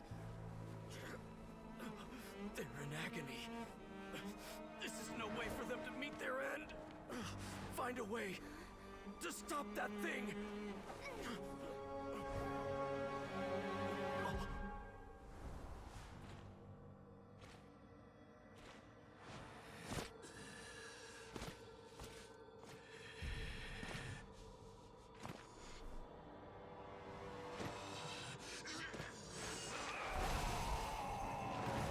I have to end. Don't do it!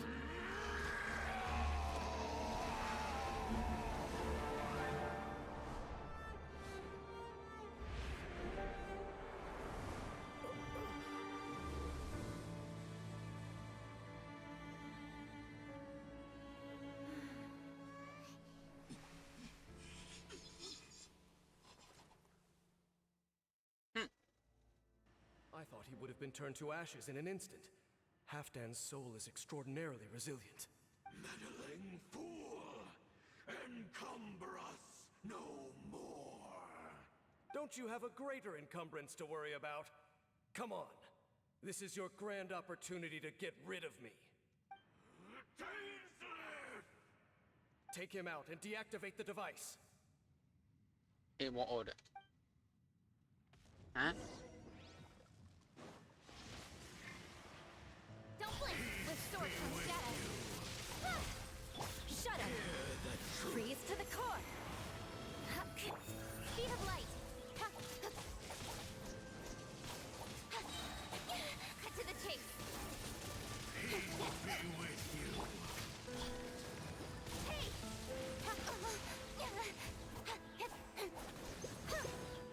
Don't blink. Crush.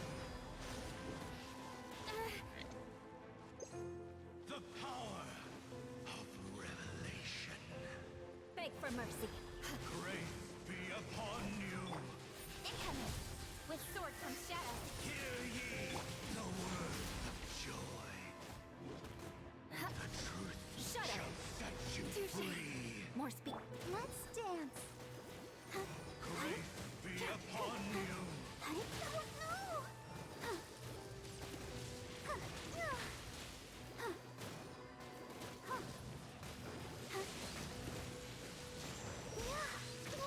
The power Surprisingly powerful against him.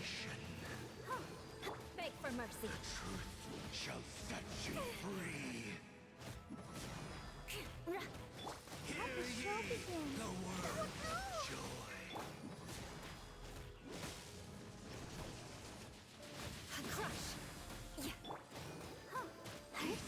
And hope Beg for mercy. Good grief. Crush. shall set you free. I'll protect us.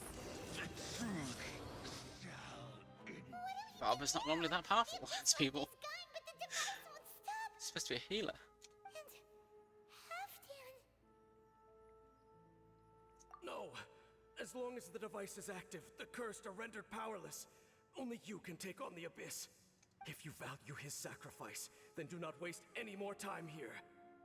See all these rays of light and portals? They must have installed several of these energy devices in various locations. Please don't give me a Find time them, limit. quickly! So, we have to go through these abyss portals? Hey! Wait for Paimon!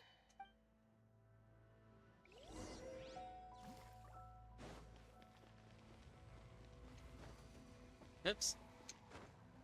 Oh!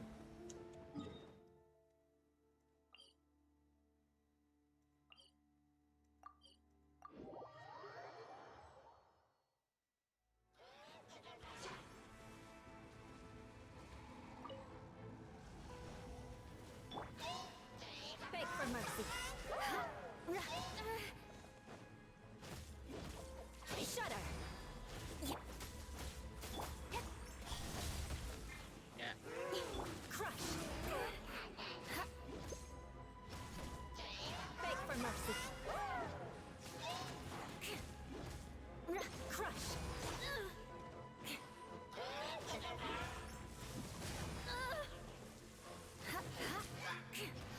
Beg for mercy. Don't blink. Nowhere to hide. Incoming. Hey! Where are you? Let the show begin.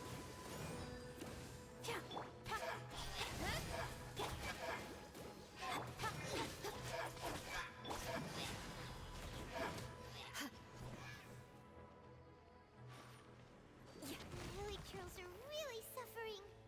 Oh, wait!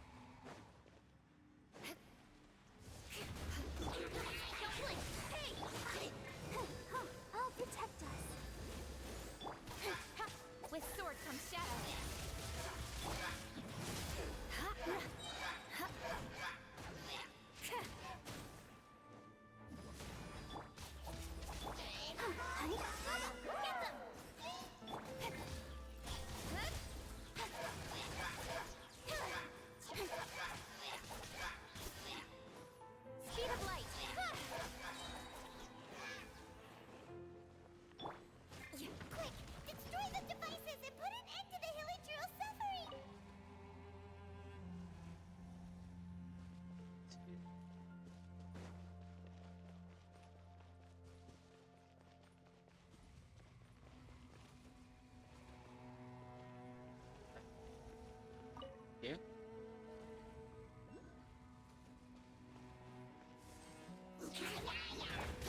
Ha, incoming. Let the show begin. Nowhere to hide.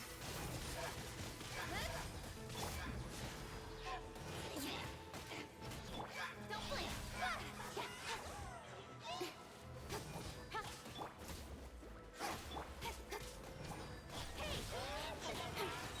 Crush. Beg for mercy.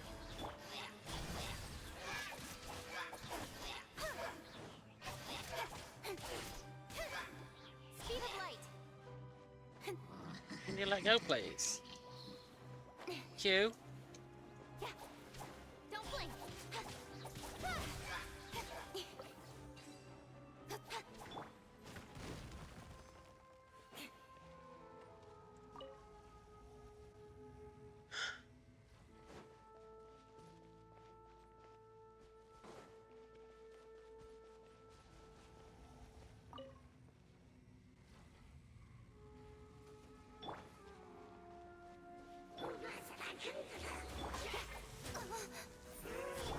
Nice and spicy. Eat this. Don't blink. With sword from shadow. One step back. Two. Shudder.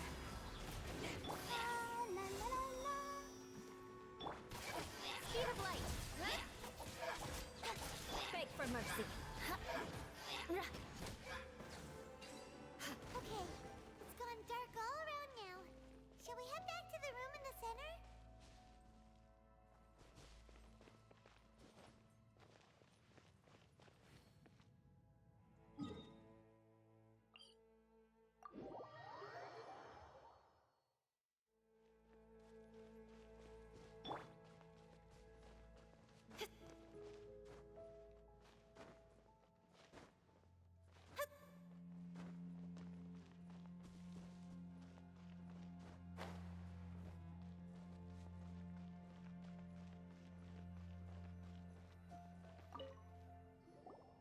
So, that's it, right? The device is fully shut down now? The burning sensation has indeed stopped. So, we managed to stop the Abyss Order's plan? Let me check. Dane must be really upset. Of all the ways to be reunited with one of his former comrades after so long, this is rough. Your voice carries, Paimon. Let's go.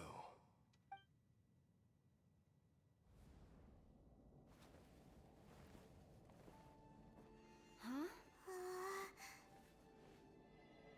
Huh? Light?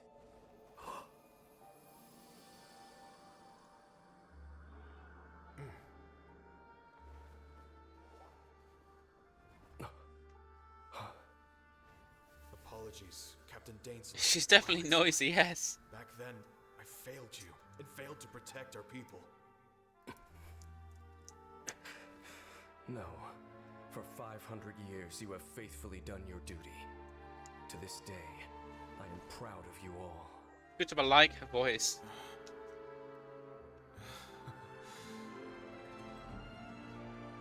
Conria didn't fall, did it? Since you're still here. Correct. No, it definitely fell.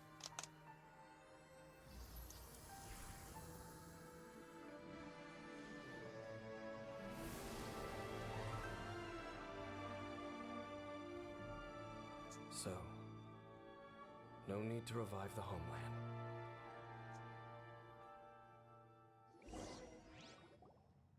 That was Halfdan's soul. More than one kind of strange power exists here. Souls are no strange sight under the circumstances. Still, if you intend to venture deeper in and continue your investigation, you ought to be careful. What? That wasn't it? You bet. We'll be super careful.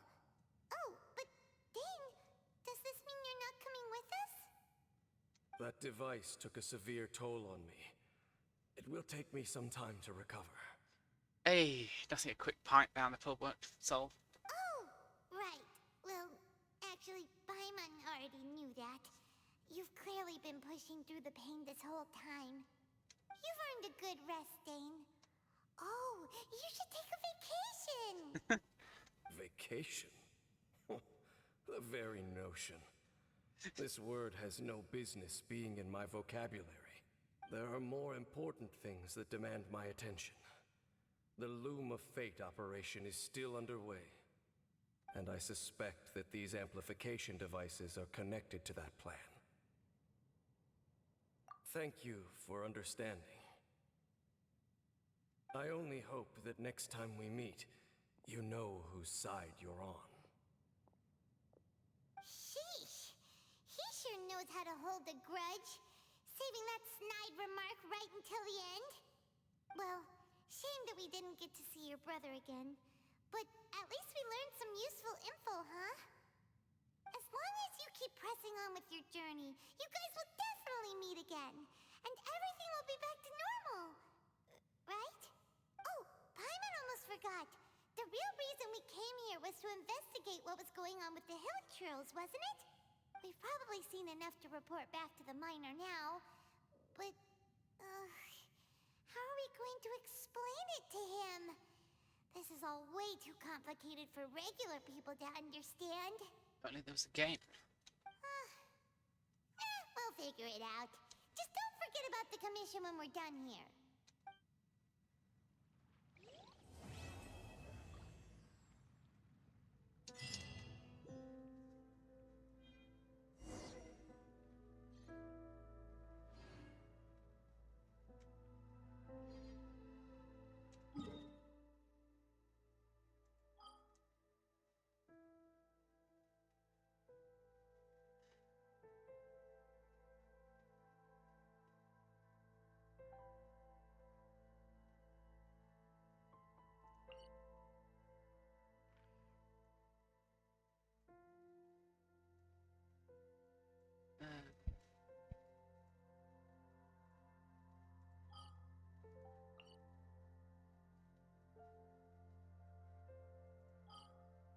Let's go here first. Yes, yes, yes, yes.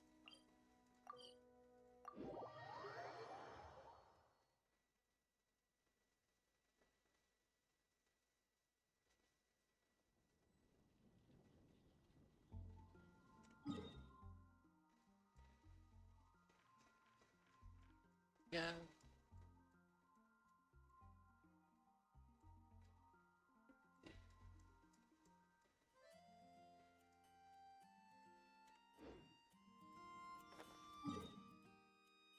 Wait.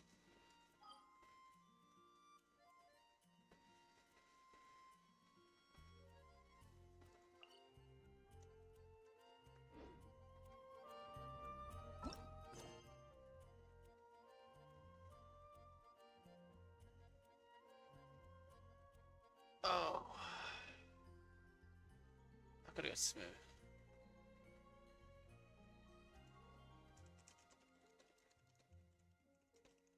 Ow.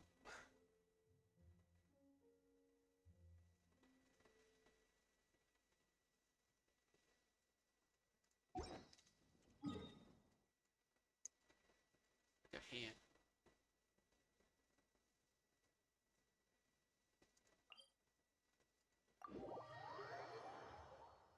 Can I get to it from there? I don't go up and around. I don't know.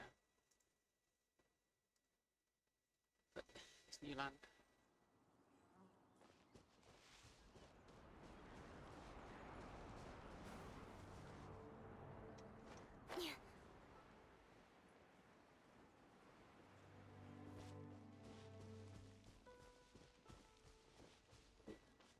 Teleport one.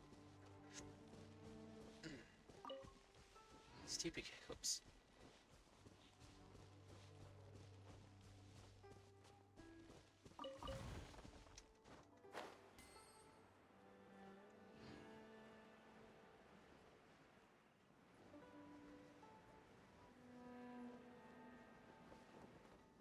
There it is.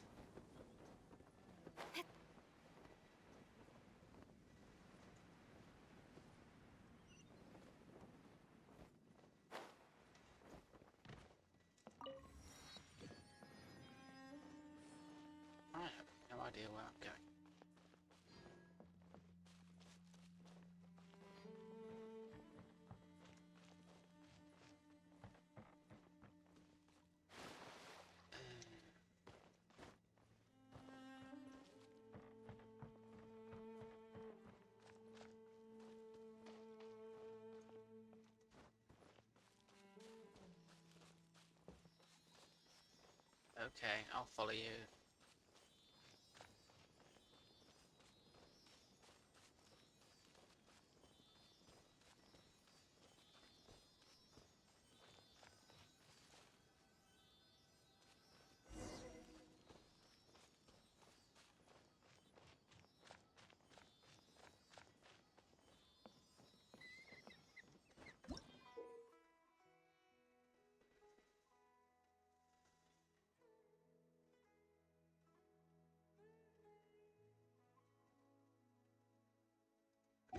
Great, new travel mechanic.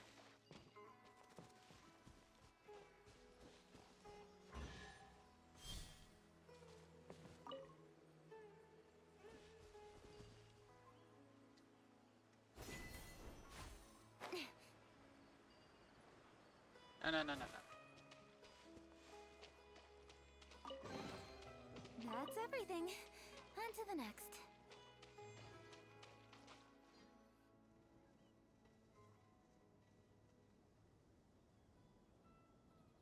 Now that we made it to Sumeru, our next objective should be to head to Sumeru City and find a way to meet with Lesser Lord Kusanali. And speaking of Lesser Lord Kusanali, even though we haven't heard too much about her, she doesn't seem to be the same deity who abducted your brother. But even so, people call Sumeru the Nation of Wisdom, you know. If we can get a chance to meet the God of Wisdom, maybe she can give us some useful information. But, Paimon doesn't know the way to Sumeru City. Maybe we can climb up to that spot with the statue of the Seven on it. That'll give us a way better view of things. Even if we can't see exactly where the city is, at least we'll be able to check for some smaller settlements nearby. Yes. Oh, people. Wait a second. Look! There's someone up ahead! Perfect timing! Now we can just ask for directions rather than wander around like lost adventurers. I wanted to go to... Hey there! We're not from around here and seem to have gotten a little lost. We'd like to ask for some directions. Huh? Did they not hear Paimon? How can you not hear Paimon? You over there! Could you give us some directions? Huh? Nope. What's going on here? There's no way she could have missed that. Wait! Could she be ignoring us? How dare she? Well, even so, she might be heading someplace where we could find other people to ask. Let's keep our distance and follow her. Yeah. When we get the chance, we'll just ask someone else for directions.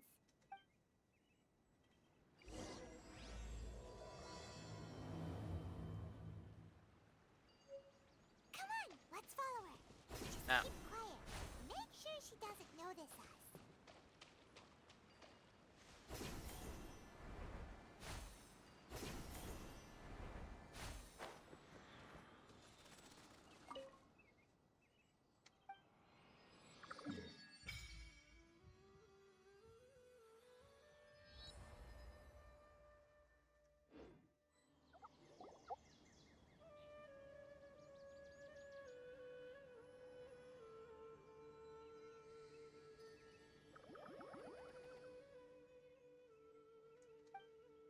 Yeah.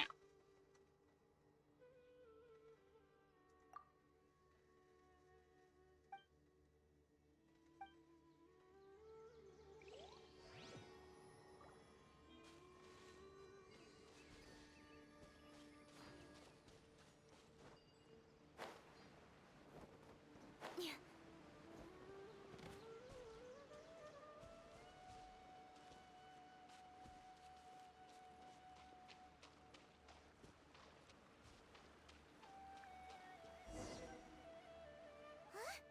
She just walked near that small waterfall and then suddenly vanished. Let's go take a closer look.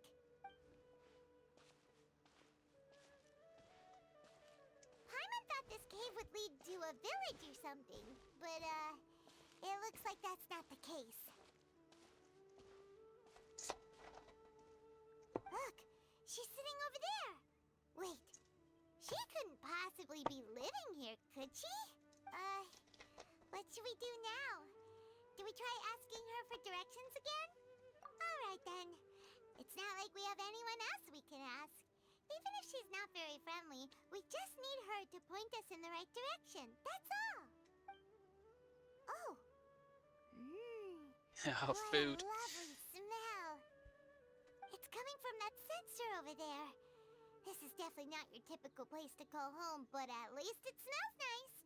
Maybe living here wouldn't be too bad after all. Yeah. Oh dear. Huh? What's the matter? You don't look too good. What? Is the smell making you feel sick? Strange. Paimon doesn't feel anything. You're a floating child.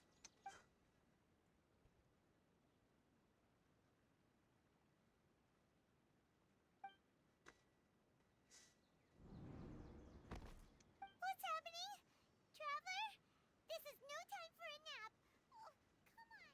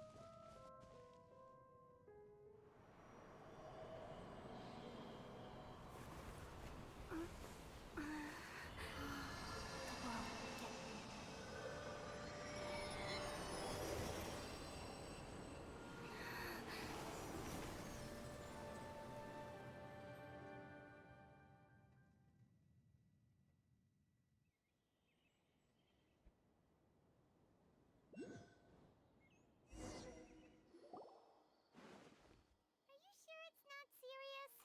The Traveler's been out for a long time now. Yes, you can relax. Believe me, Master is extremely knowledgeable. If he says that she's going to be alright, then there's absolutely nothing to worry about. Oh, are you awake now? Oh, thank goodness! Traveler, you're finally awake! Well, we're at... Good question. Where are we? Paimon was in such a panic when you passed out that she even forgot to ask what place this is. This is Gandharvaville. It was originally built by scholars from Sumeru as a place to rest in the rainforest. Now it's mainly used by the forest rangers as a base of operations. My name is Kale. I'm a trainee forest ranger. My master and I found you passed out during our patrol, so we brought you here. Oh, no things are necessary. I didn't do anything really. By the way, how are you feeling now? Any discomfort? Oh, that's Master's herbal medicine you're tasting. He gave you some while you were unconscious. Before I forget, Master mentioned you should take more medicine once you wake up. Enjoy.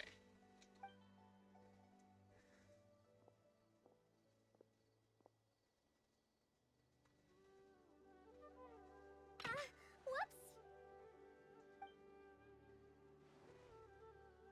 Kale, what's the matter? Were you trying to retrieve the medicine? As I've already told you, you must be careful with these. I'll get it for you once I am finished here. Sorry, Master. Now, the Guide to Avidia Forest's edible fungi is clearly posted on our bulletin board, but if Farbode forgets which mushrooms to avoid one more time, I'll have no choice but to leave the guide somewhere a little more visible. Like right smack on his forehead so others can remind him to be careful. Right? This is the second time he's come down with food poisoning this month. I'll be sure to give him a good talking to. Yes, please do. If, on the off chance, Farbode simply enjoys having little imaginary fairies dance before his eyes, then we'll just let him be.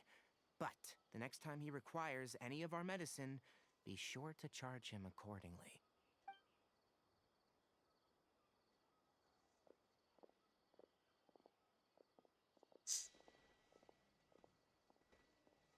So, how are you doing? Feeling better? Oh, this is my master, Forest Watcher Tainari. He's chief officer over all the rangers here in Gandharvaville. I already informed Paimon about the reason you fell unconscious earlier. But now that you're awake, let me explain it for you as well. It is common practice for Sumeru scholars of certain darshans to dedicate themselves to training in meditation in isolated areas, particularly the nearby forests. While meditating, they use a certain incense known as Spirit Borneal to help calm their minds as they enter a state of deep rumination. In hopes of asking directions, you two followed a scholar named Hypatia into her cave. The incense you smelled inside was the Spirit Borneal I just mentioned. That incense typically has no effect on most people, but for a very select few, it can have profound effects on one's cognition, as you experienced firsthand. Does that make sense? Very good. Now, answer me this. Did you feel anything after passing out? Say, any out-of-body experiences, or did you see anything while unconscious? You gonna be honest? Good. Kale, let the others know to stop bringing their patrol logs here for now. Huh? Why? Because these two will be staying here for the next few days.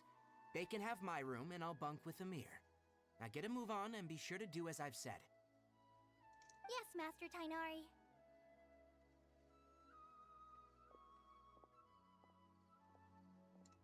Wait, hold on a second.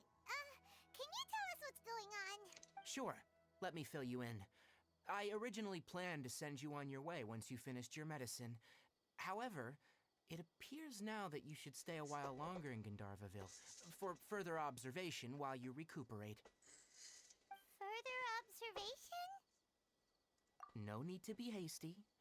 As long as you have the capacity to judge between right and wrong, I promise that you'll understand the gravity of the situation once I explain everything to you. Based on what you saw after smelling the incense and losing consciousness, we can conclude that you experienced a powerful hallucination, which suggests your mental state is not in the best of shape. If you're skeptical, have a whiff of this. Oh, are you okay? You're experiencing a similar sensation as when you passed out, aren't you? Just handing out drugs. So Nice. even though your condition is stable as of now, if I were to haphazardly let you leave, it's highly likely that you'd suddenly pass out again somewhere else. The rainforest is home to many fierce animals and hazardous areas. If something were to happen to you again, I'm afraid you might not be so lucky.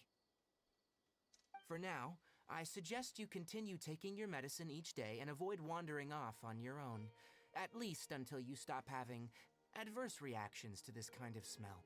I Okay? can smell doing it. Good. Now, continue resting while I fire up another bowl of medicine for you. Seriously? We just arrived in Sumeru and we're already having problems left and right. Paimon knows we're set on meeting Lesser Lord Kusanali as soon as possible, but you really don't look too good. It'd probably be best to let you recover first. Hey! Are you even listening to Paimon? Paimon's over here worrying about you, you know. What's weird? You mean how you're feeling now? You mean the vision of tree roots and red skies you saw? But if those weren't hallucinations, what could they be?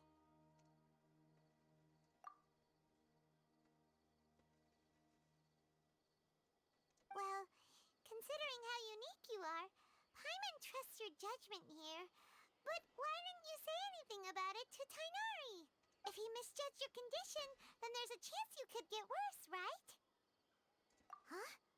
You mean that Tainari already knows that what you saw weren't hallucinations? But if that's the case, why would he try to hide that from us? Oh, Paimon gets it now.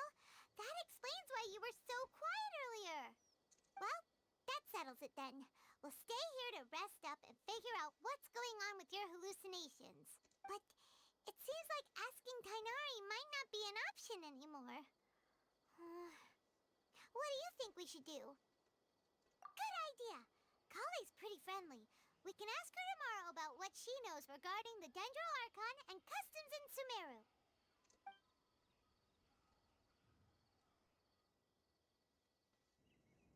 Rise and shine! Come on, it's time to go find Kale!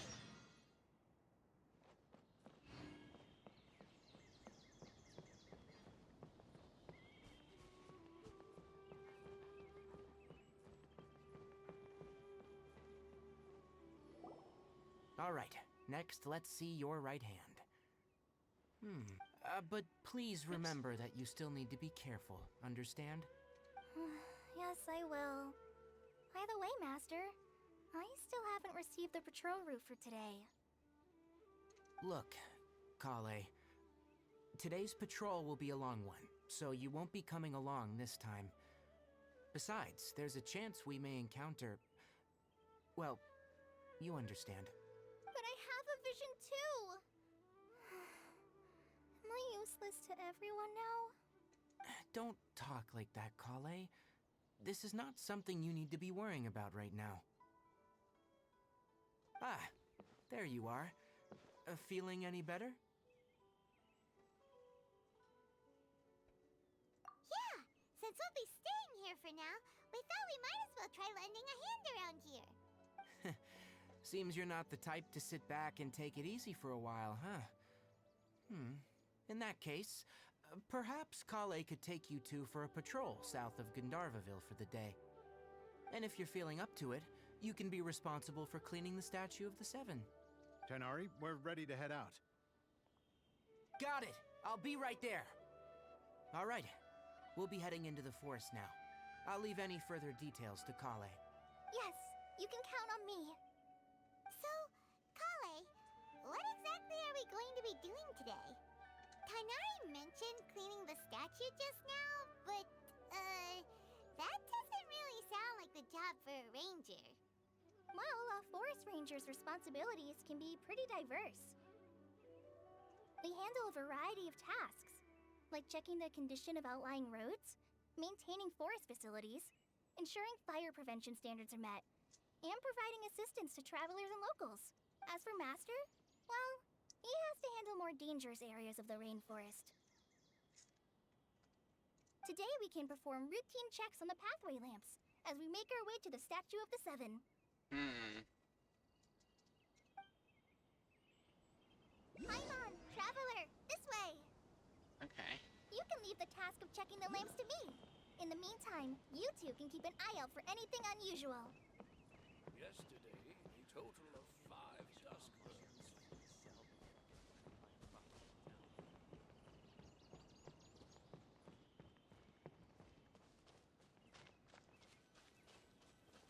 Nothing wrong with these 2 lamps. Let's move to the next ones.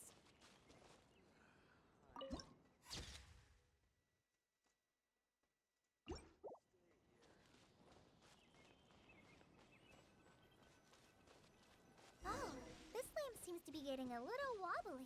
Let me make a note of it. No problems with this lamp. Good.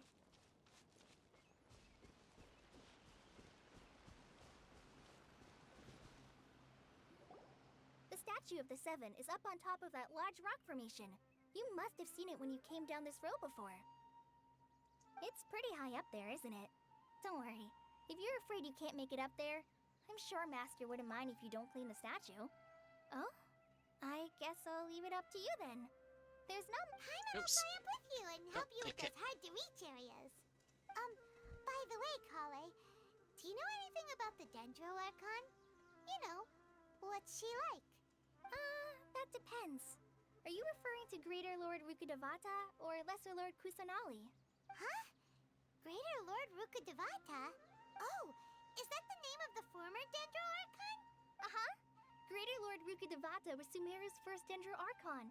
She created the rainforest as well as the wall of Samiel around the desert. Her works provided a means of peaceful living for everyone. To the people of Sumeru, she's not only a symbol of wisdom, but also of power and kindness. Unfortunately, she disappeared in a great calamity that occurred a few hundred years ago. According to what Masters told me, the sages later found the newly born Dendro Archon and whisked her back to Sumeru.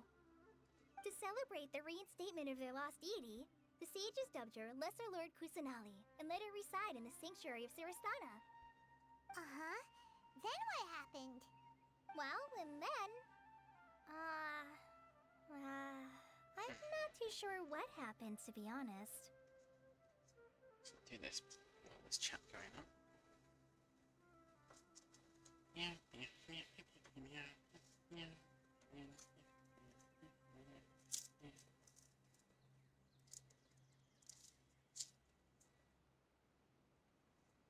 Huh? You're not too sure? But aren't you from Sumeru? Yeah, I'm from Sumeru. But... Maybe it's difficult to discuss this topic with strangers. If that's the case, then don't worry, we understand. No, it's not that. I'm not trying to hide something from you. Besides, I don't consider you two strangers. Made a friend already? Because you two know Amber, right? Wait, Amber? You mean... Oh dear. Yes, that's her. I once lived in Mondstadt for a while, and she helped me a lot during that time. You could even say that she helped me become a new person. There's no one like Amber. She lives life to the fullest while always adhering to her strong sense of justice. She's ready to answer the call for action at any moment, but is also very understanding of others. She's like the spark that lights the fire in everyone's heart around her. If you ask me, she's a prime example of a true outrider. She's the first person anyone coming to Mondstadt will meet. You can't help but be enthralled by her charm and enthusiasm, causing you to fall in love with the lands of Mondstadt and... sorry. Paimon thought the work of Outriders was a little different from what you just described, but one thing's for sure, you really like Amber. And Amber there. Sorry, I was rambling on just now. It must have sounded kind of weird. It's alright, Kale. Knowing that you're a friend of Amber somehow makes Paimon suddenly feel a lot closer to you. So, how do you know that we've met Amber? Well, after I returned to Sumeru, Amber and I have stayed in touch by writing each other letters. In one letter, she mentioned that Mondstadt was attacked by a fearsome dragon, but the city was saved by a mysterious blonde traveler and their floating companion. I knew you two were the ones she mentioned in the letter the moment I saw you. But, considering everything you've been through that day, I thought it'd be inappropriate to bring it up. Ah, so that's how you knew. Yep, so please know that you two have my complete trust. Really.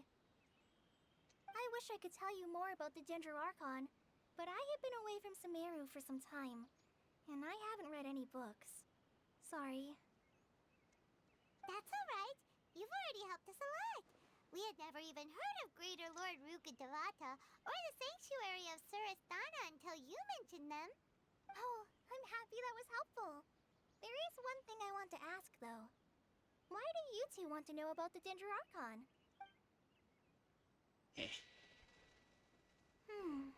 So that's why you're here.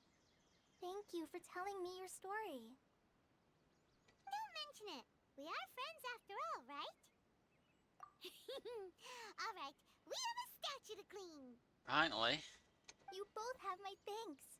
While you two are up there cleaning, I'll go ahead and inspect the forest canopy. Let's meet back here shortly.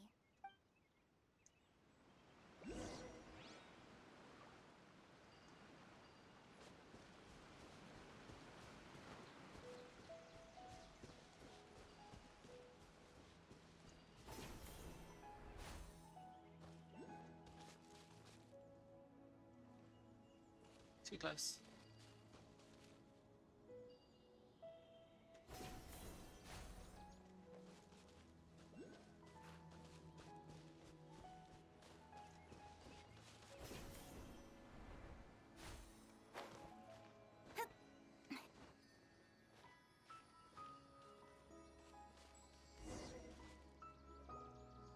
Huh.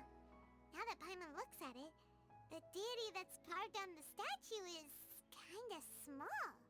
Do you think she's supposed to be Greater Lord Rukkhadevata or Lesser Lord Kusanali?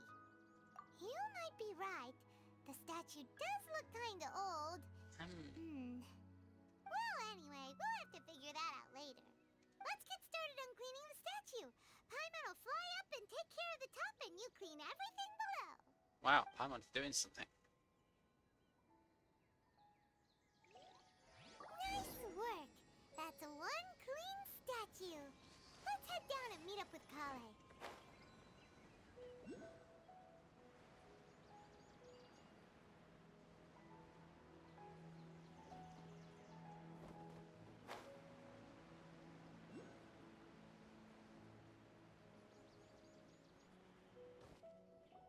Kale, we're back.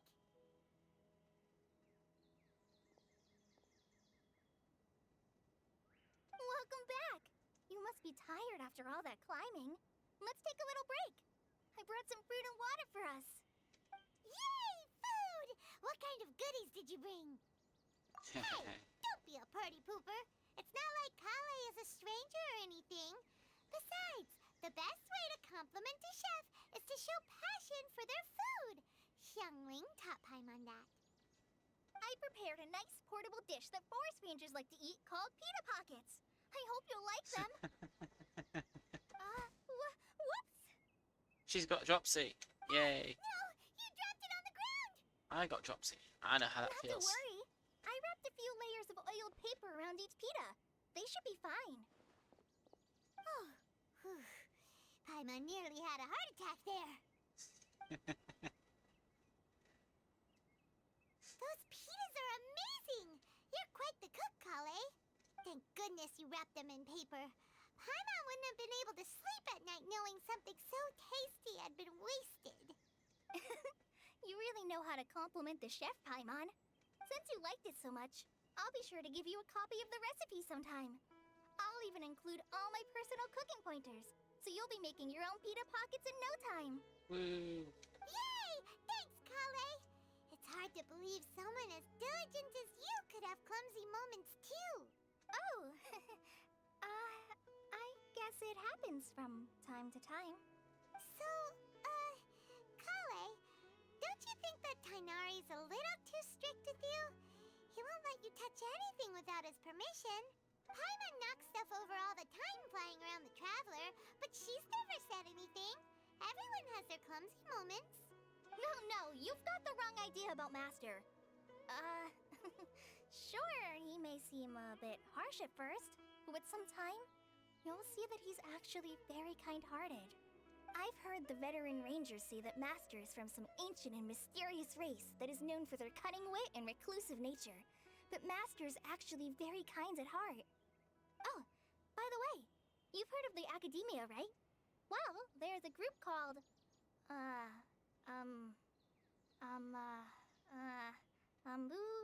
something? Well, anyway, because Master does a lot of research on plants, sages from the Academia have written him many times, inviting him to take up an official position there. But Master declines their offers every time, saying, Sumeru City is too noisy. It'd be bad for my ears. Seems you already know him well. Anyway, I'm sure the sages were not happy about his responses. Master could obviously have a bright future in the Academia, but he insists on sticking to the path of a forest watcher. Every day he helps the locals of the forest and passes on his extensive knowledge to trainees like me. In fact, Master's the one who taught me how to make pita pockets. Really? Paimon would have never guessed that. Oh, speaking of Tainari, he was the one who took care of you after finding you passed out yesterday. He even carried you all the way here. Paimon's still kinda upset, though.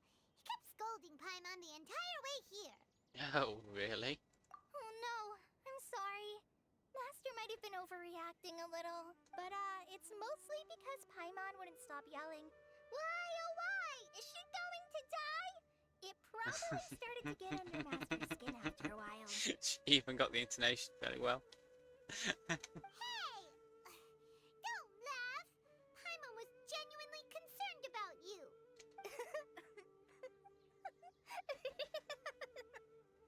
Hey! Now even Kali started to laugh. Ugh, that's it! Paimon won't forget this. It's time for some Paimonial wrath! No! Don't touch me! Oh. Oh. Oh, sorry, Kale. Paimon didn't mean to scare you. No, I just... I didn't mean that. Kale, are you okay? What's the matter?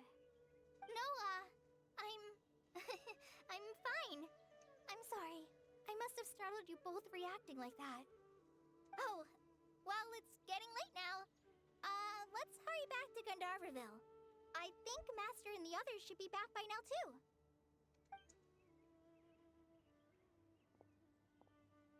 Huh?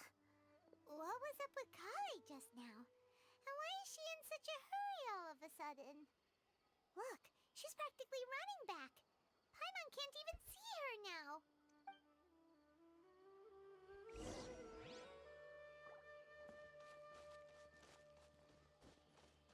That was a reaction.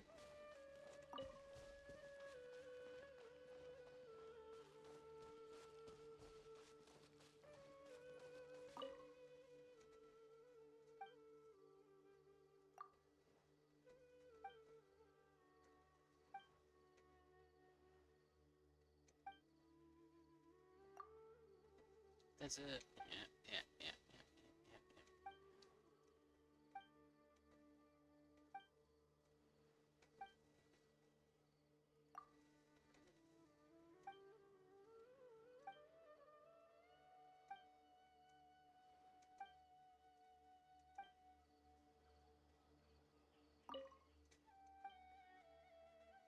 No, she's not gonna.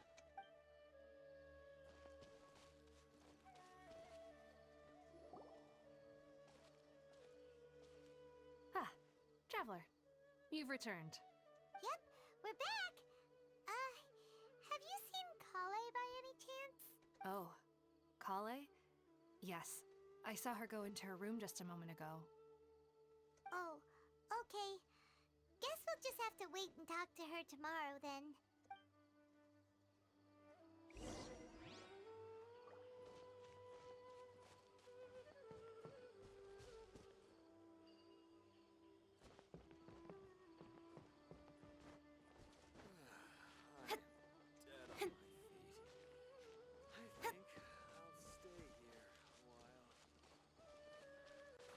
Yeah.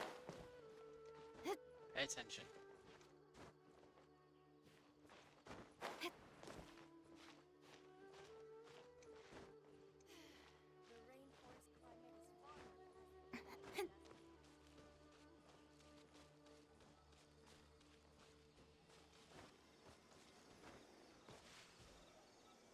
Oh, what am I doing? Take to that thing up.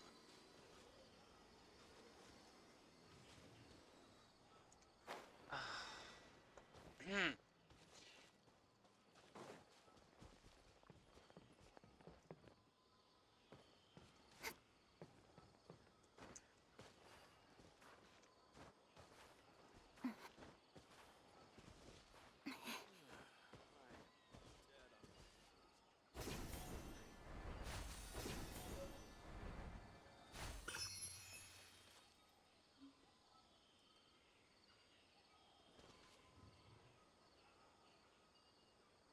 Yeah.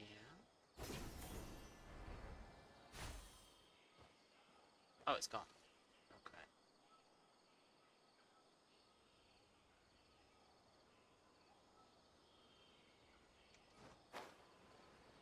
Okay.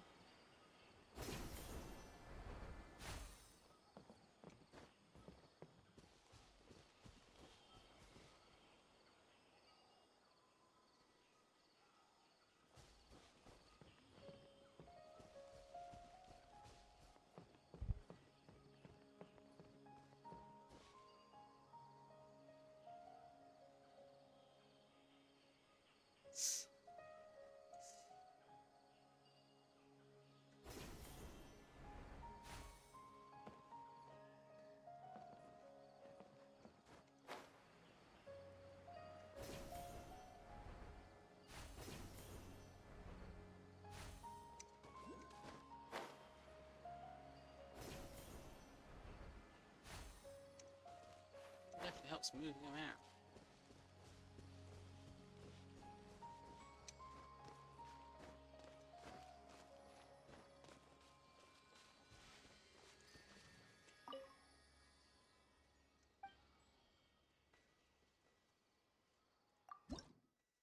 Great. 20.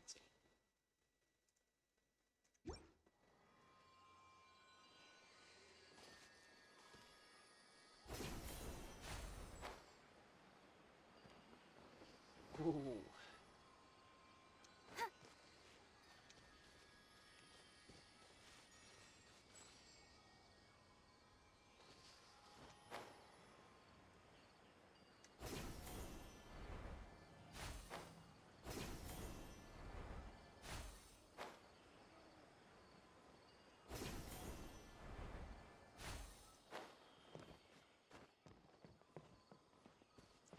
Anyway, tomorrow at 8.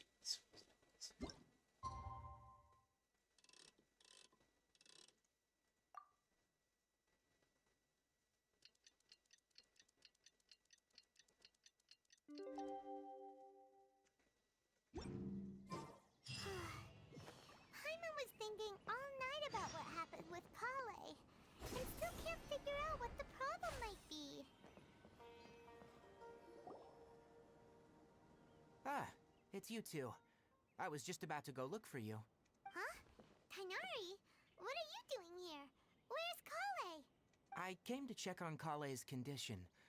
To put it simply, she's not well. You mean she's sick? How could she be... Oh, wait a minute. Could it be because of what Paimon did yesterday? No, no need to worry. Something as small as you could never harm her. This sickness is something that Kale has been dealing with for some time. Kale has been more excited than usual since you two arrived. A little too much so, to be honest. She hasn't remembered to take care of herself. I suppose it's understandable, though. She hasn't been around anyone she considered a friend for some time now. It must have been refreshing for her to have you two here. So, Tainari, what's really wrong with Kale? Let's take this conversation elsewhere. Kale just fell asleep after taking her medicine. She needs some peace and quiet. Maybe she's in a better mood now. Let's go check on her.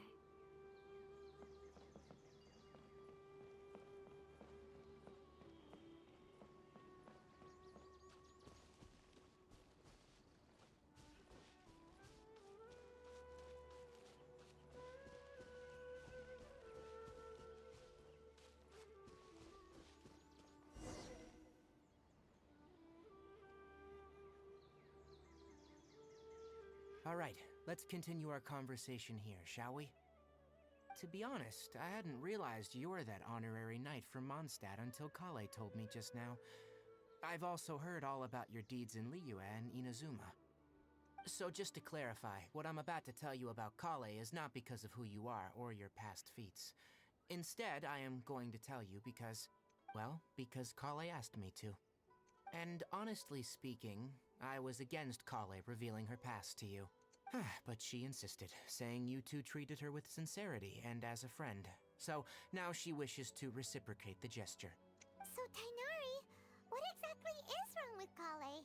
You said this is something she's been dealing with for some time. Just how serious is it? Right. Ever since she was a child, she's been afflicted with a disease called Elazar. Elazar? Yes. It's a disease unique to the lands of Sumeru. It is characterized by dark and hardened scales that form on the body. At first, the afflicted may only feel mild numbness on affected areas of the skin. However, as the disease progresses, one may begin feeling fatigued and even experience peripheral paresthesia. In its final stages, the disease strips a person of the ability to control their own body, and they effectively become completely immobile. That sounds terrifying.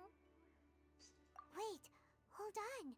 So when Kale seemed to be acting a little clumsy earlier, it was because...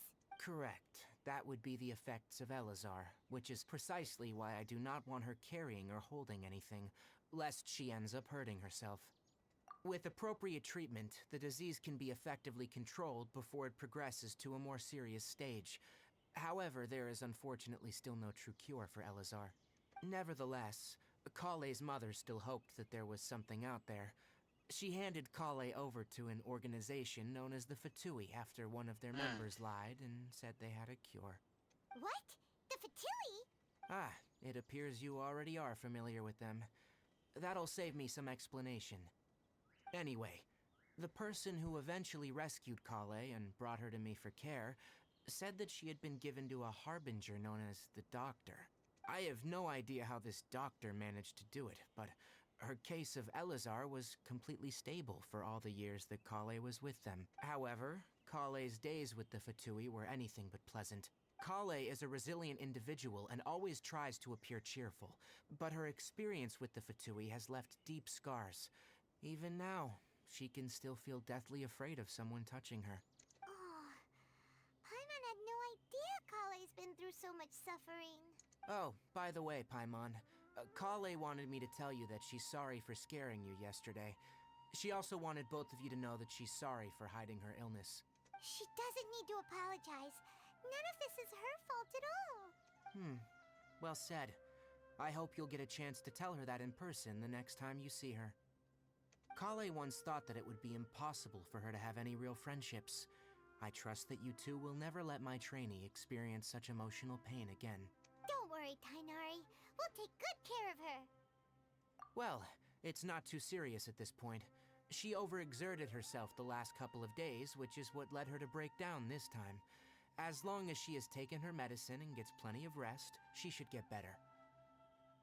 Though I must admit that Kale's condition was much more stable when she first arrived here in Gandharvaville. She was interested in the work of the Forest Rangers the moment she saw us. I could see that she was serious about learning, so I felt compelled to ask her to join us. Her stamina has gotten much worse recently. Though a moderate amount of physical exercise is always necessary, I'm afraid the long-distance patrols are a little too much for her now. Alright, now that I've told you about Kale's past, I think I'll head into the rainforest to find some ingredients needed for her medicine. I'll see you two later. Yeah, we'd like to do something to help Kale too. Alright, but I must warn you two. The rainforest is a dangerous place, especially for someone who's still recovering, like the Traveler. You must follow closely and listen to every instruction. I thought they were going to forget that we're still Herd's Nest in there. No problemo. Let's go then. We'll be looking for a plant known as the Nilot Pala Lotus. It's often used to help those afflicted with Elazar recover their energy. Hey, Tainari? Where exactly are we going to find this plant? Nilot Pala Lotuses can be found all over the rainforest, but it often grows right here around Gandharvaville. Given the name, it sounds like we should be looking for it in the water. You are correct. The Nilot Pala Lotus grows in the water. When fully matured, they look like giant blue flowers floating on the water's surface. Quite an attractive species, if you ask me. The large petals are actually the plant's leaves and sepals, which surround a very small flower. You should note that many of the plants found in Sumeru have names that are contrary to their species. Take the Calpulata, for example. The plant is not a lotus at all, but rather a vine. And then there's the Sumeru rose, which is not a rose, and is completely contrary to its name. Oh! Okay then. Note to Paimon. Never bring up the topic of flowers with Tainari.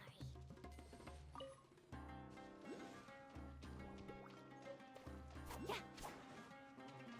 Incoming.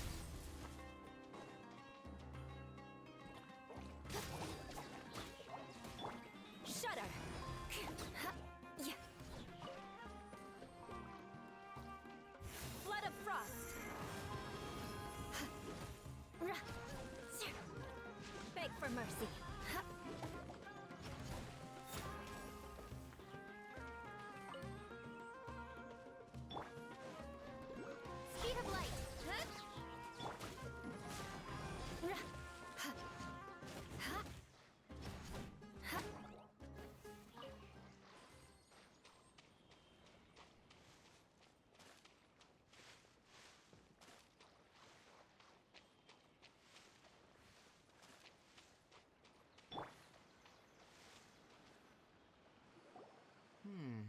There should be Nilode Pala lotuses growing somewhere in this area.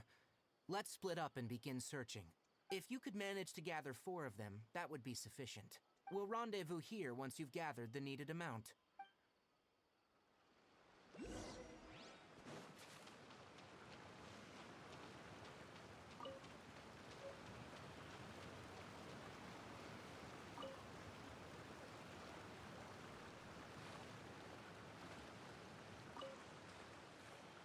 Alright, we've gathered enough Nilode Pala lotuses. Let's head back to meet Tighnari.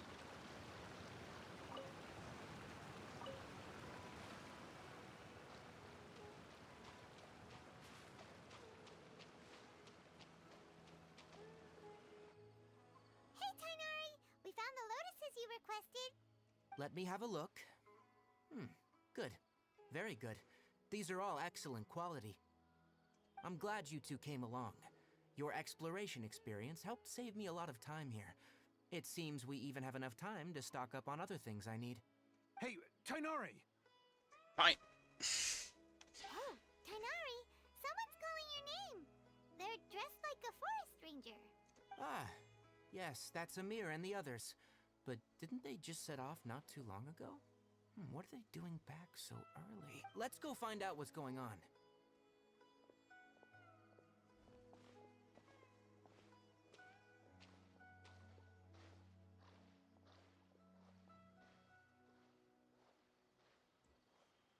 Right, I'm gonna break all the adverts. Well, actually, let's just talk to them for a few seconds.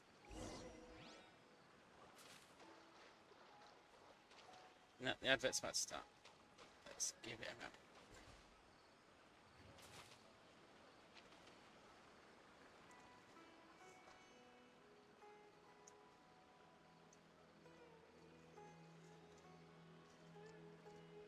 Stand up.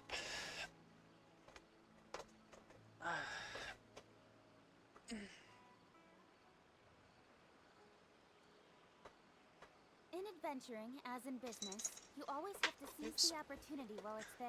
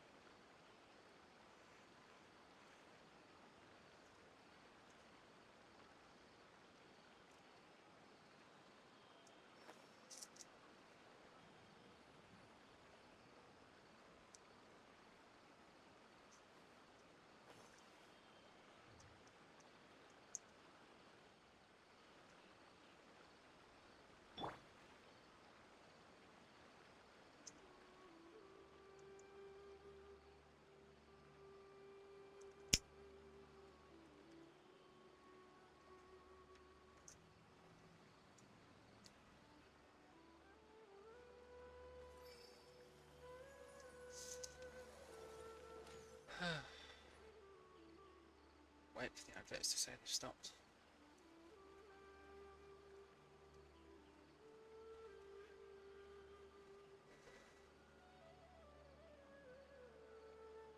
You want to learn some Favonia's blade work? Yes. Alright then, I'll teach you. Oh yes, I'll teach you alright. Mark my words. Now, just two.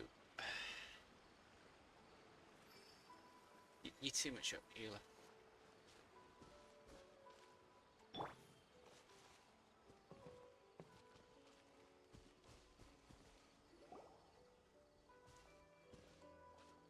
Tighnari, thank goodness we found you here. We were just about to head back and find you at Gandharvaville. What's going on? We just discovered a withering zone. The Withering is back? but the patrol route you were on should have been already cleared just a week ago.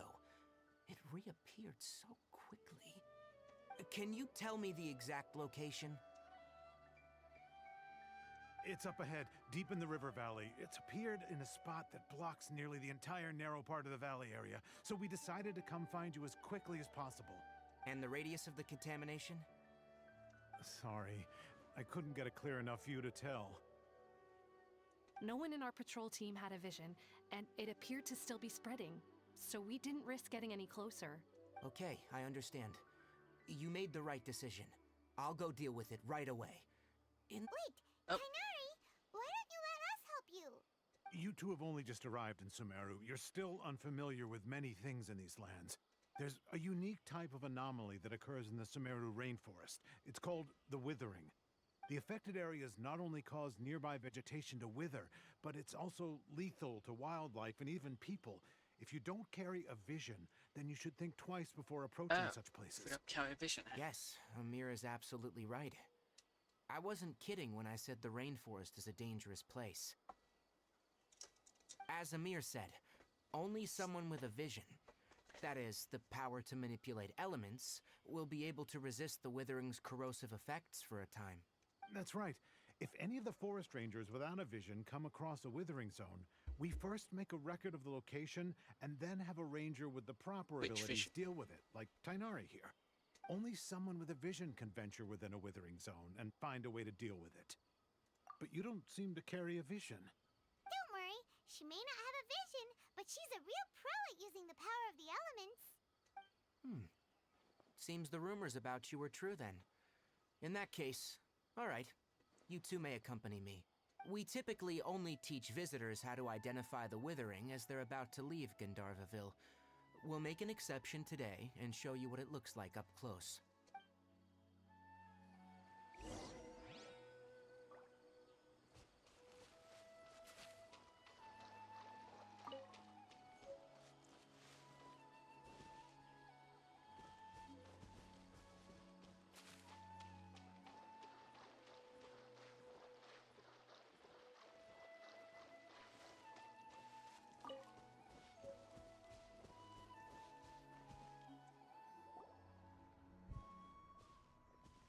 Stop.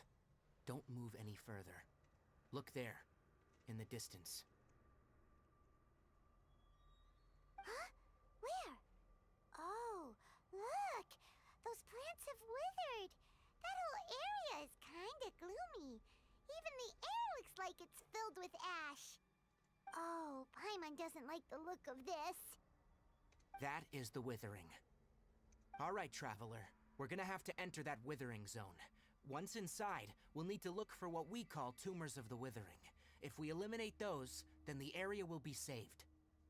Thank you. But I must warn you, don't push yourself. This is your first time handling this sort of thing, after all. Even with elemental powers, once you step inside the withering zone, you may experience extreme discomfort. If at any point it becomes too much, return outside the zone and take a breather. It could become a matter of life and death. You ready then? Let's go.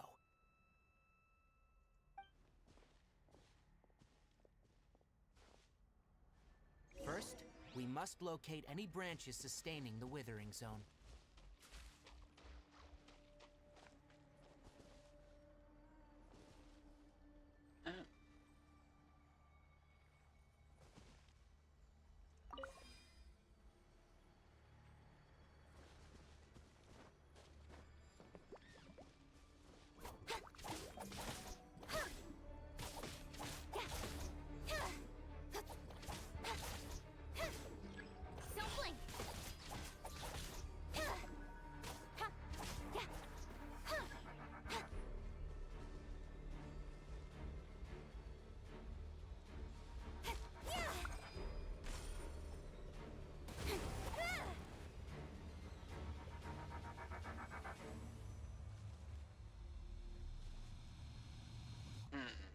Well, this is going to be annoying, isn't it?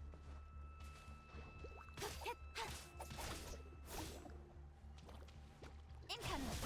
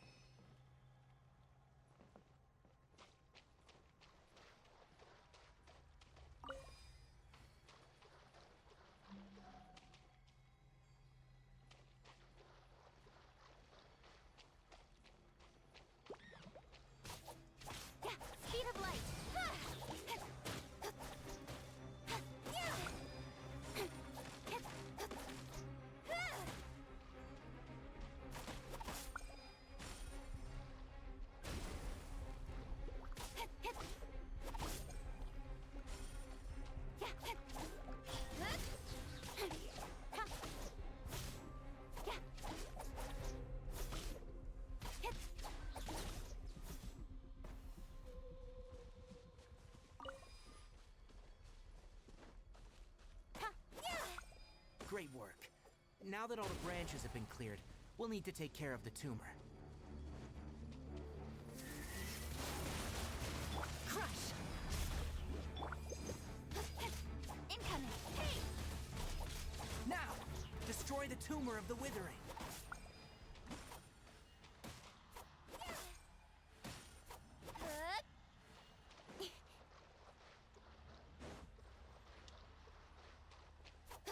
I'm guessing.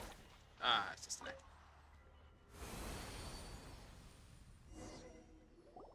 We did it! Everything's returning to normal now! Yes. Thanks to you two, we were able to quickly restore this area back to normal. Tainari?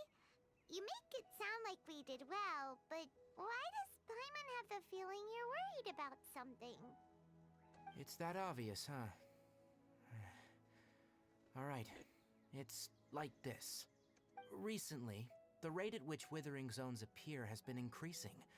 Even though we were able to quickly clear that withering zone, it won't be long before another one appears. If that simply meant more work for me, then that wouldn't be an issue. But it's far more severe than that. The withering is leaving lasting effects on the rainforest itself. For instance, even though we cleared out the withering zone, many of the plants that were affected will not recover. This presents a crisis for the ecosystem itself. Many plants in the rainforest are already in decline, directly impacting the wildlife that depends on those plants. And most disturbingly, as the appearances of withering zones have started to increase, Kale's case of Elazar has also become more serious. Huh? Well, why's that? I'm still not sure of the exact reason. However, I've received word from acquaintances at the academia that similar cases are being reported for patients with other conditions. No, none that we know of. The withering has been recorded in Sumeru for millennia. It's said that it originates from the depths of the world. Oh, by the way, have you heard of Irminsul before? Irminsul is a tree located deep beneath the surface. Although it isn't like any tree we know in a biological sense, you can basically think of it as a large tree that grows downwards rather than upwards. Sounds like fungus. I'm sure you've heard of ley lines, right? They're like the roots of Irminsul, spreading and extending from a massive cavern deep underground all the way up to the surface.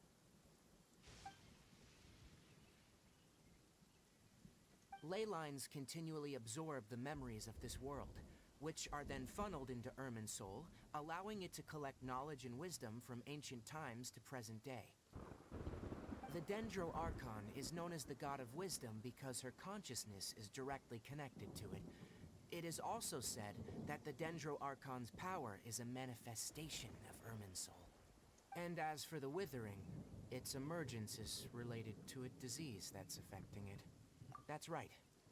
My ancestors learned of this from Greater Lord Rukkhadevata's familiars a long time ago, but even those mysterious creatures did not know of a cure for Irminsul.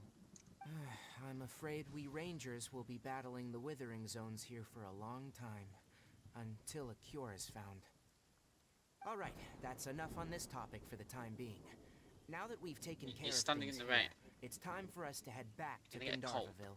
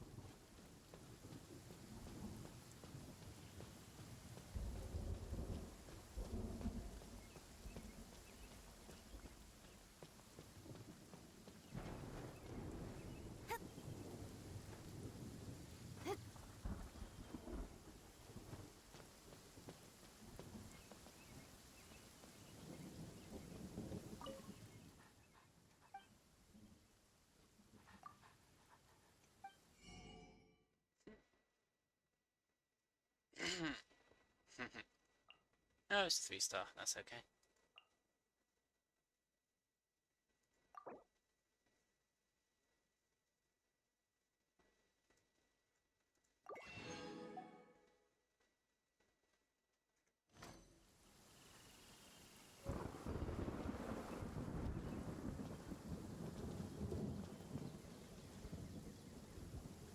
Oh, Tainari, you all made it back. How did it go? The withering zone you reported has been taken care of. No need to worry. Huh? Wait, is that? Oh no, Hypatia!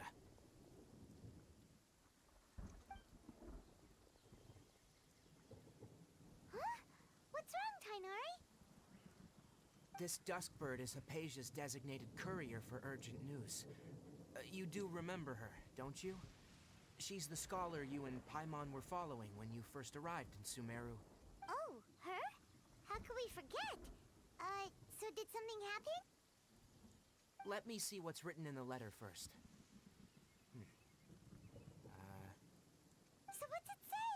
And what's with that weird expression on your face? Just let Paimon read it. Huh? All Paimon sees are 3 squiggly lines. Yes. Allow me to explain.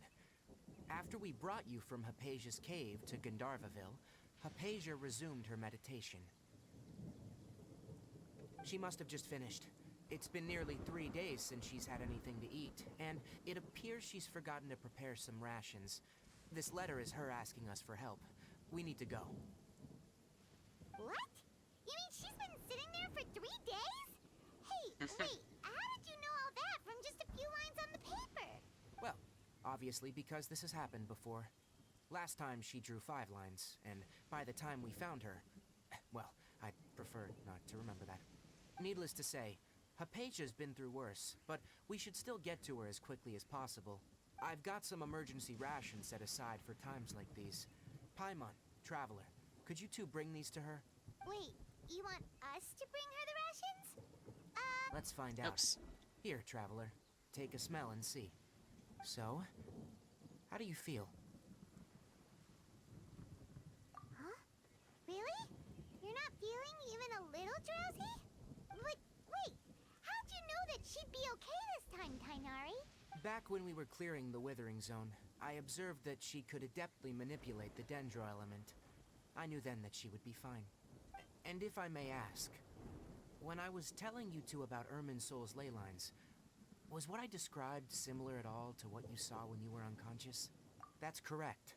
Those weren't hallucinations at all, though I don't intend to apologize for deceiving you. Because what you saw is of significant importance. Not just for the nation of Sumeru, but the entire world of Tevat. My forefathers were shown much favor by Greater Lord Ruka Devata. We took an oath to protect this nation together with her. Now that that duty has fallen to me, it was a part of my responsibilities to ascertain whether you could be entrusted with the fate of Sumeru. Now, after seeing you in action with my own eyes, you have earned my confidence, and I no longer feel the need to hide any secrets from you. When you passed out, your consciousness had connected directly with Irminsul.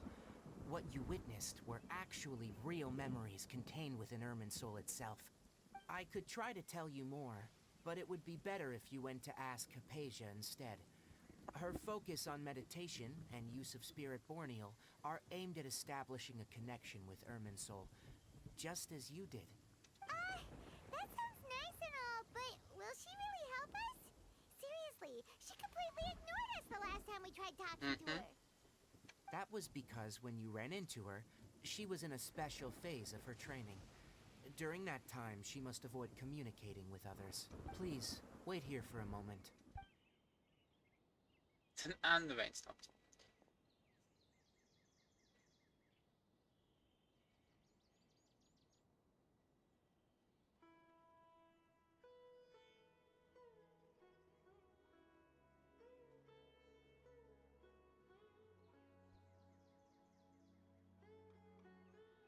Here, take these. It's a meal I packed for Hypatia, as well as some other ingredients. I'm sure it'll come in handy. Also, here's a letter that I would like you to give to her. Just show it to her, and she'll answer any questions you may have. No, I should be the one thanking you. You've both been a great help these last few days.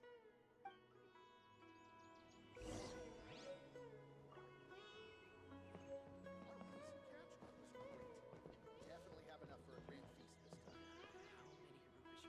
Yes, total of 5 dusk merchants.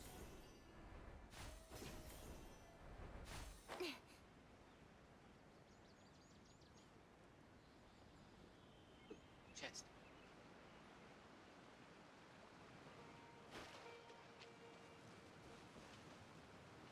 Well, I definitely can't go mine.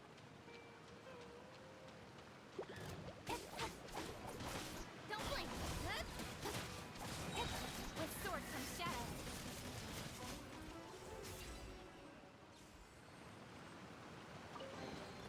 Not bad, as far as treasure is concerned.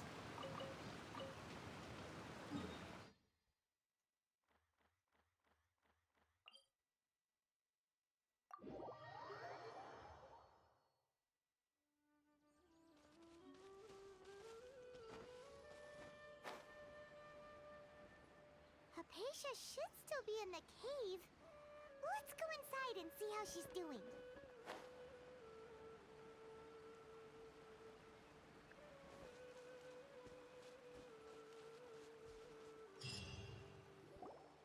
Hello? Hypatia? Hey, there's nobody here. Maybe she went out to look for some food. Let's try looking around the area.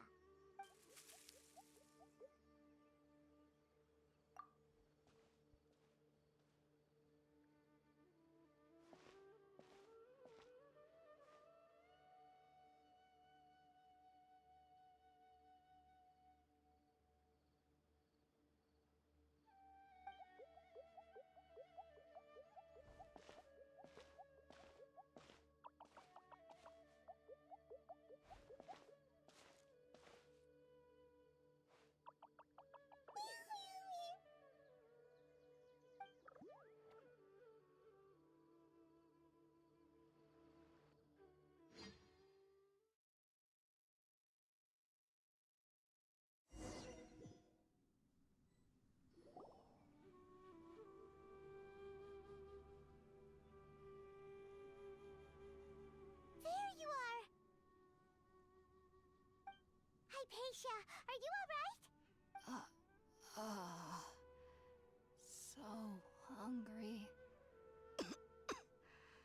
Need water. There's no way we can get her to eat in her current condition. Let's try finding some water first. Huh? Wait. Why does it look super foggy outside all of a sudden? Anyway, let's go look around.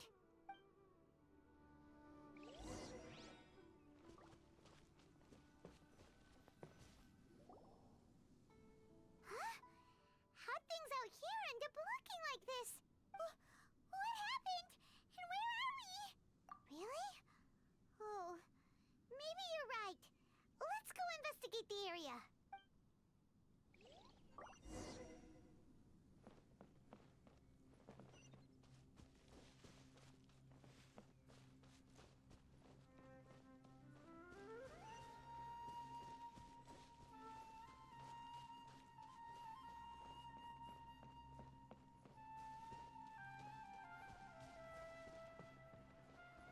Wow, this place is huge! Paimon knew there's something off about that cave. Let's think of a way to get over there and have a closer look. Who knows? Maybe we'll find a lead of some kind. Incoming!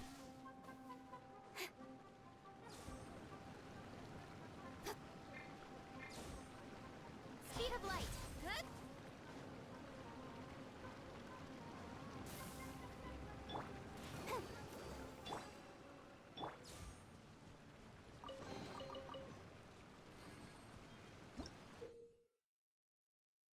See mushrooms.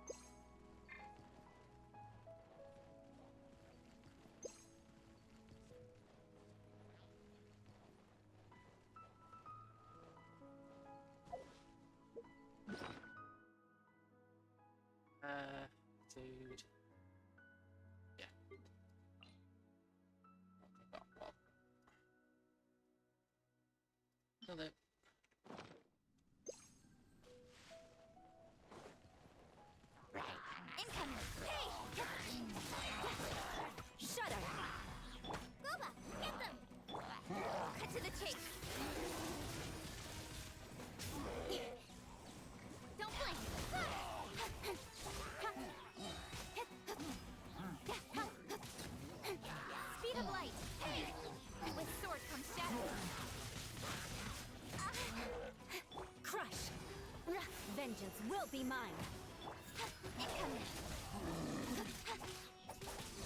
Out of the frying pan.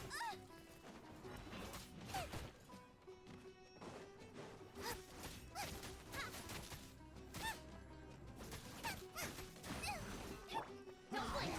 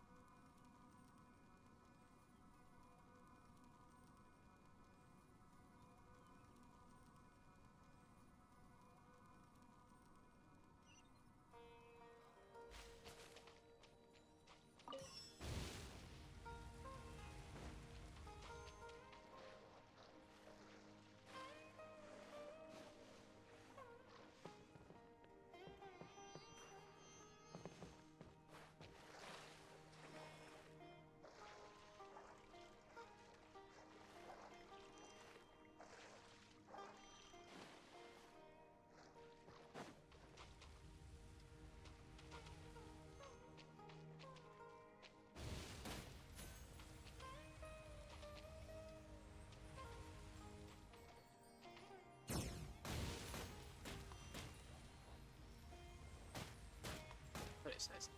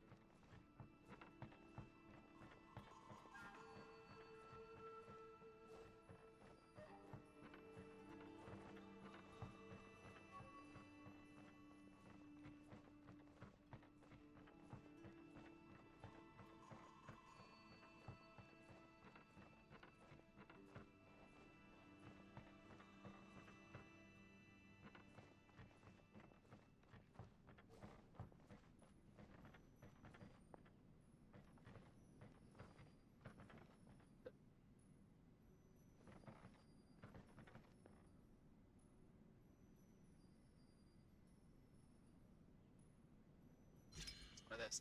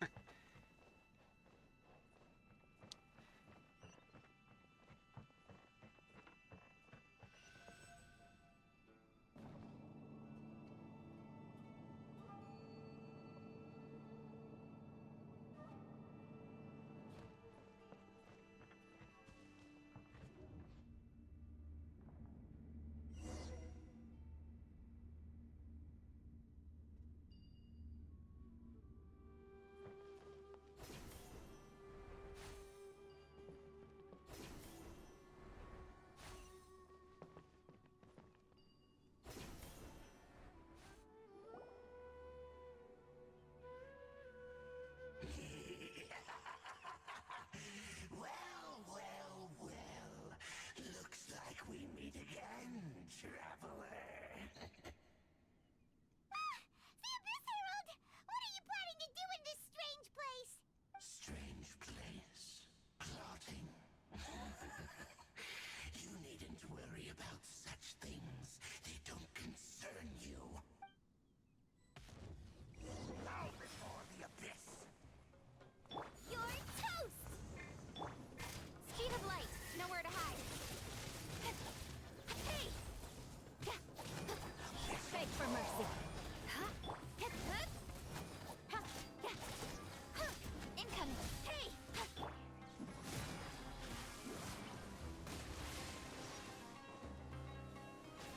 The end is none. Speed of light.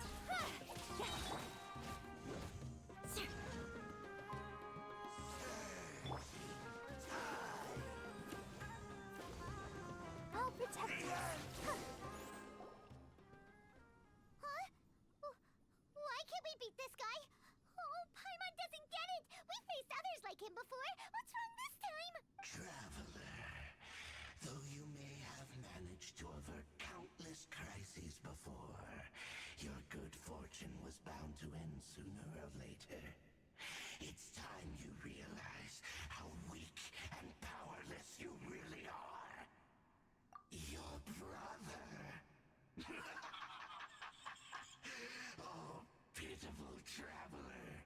Are you really so ignorant? Or are you just living in complete denial? His Highness has long since forsaken you.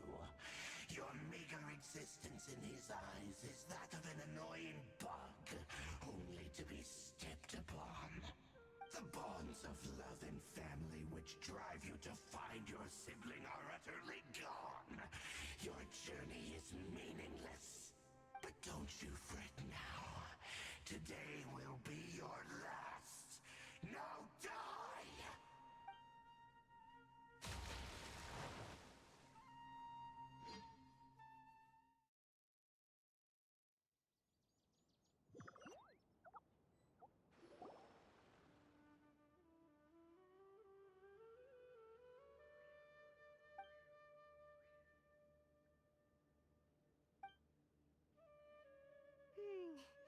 What do we do?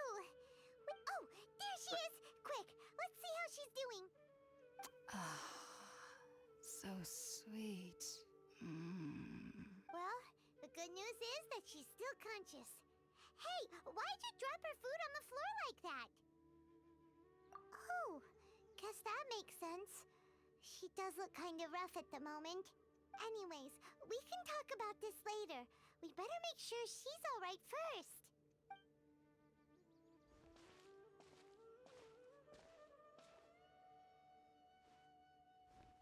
Whoa, wait a sec. Look at all this fruit lying around her. We can put that to good use.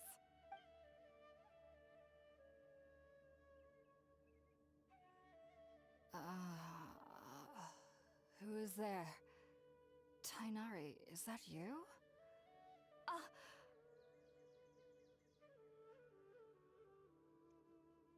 Huh? It's okay. You can relax, Hypatia. Tainari sent us here to bring you some food and water. Here, we have a letter that he asked us to give you.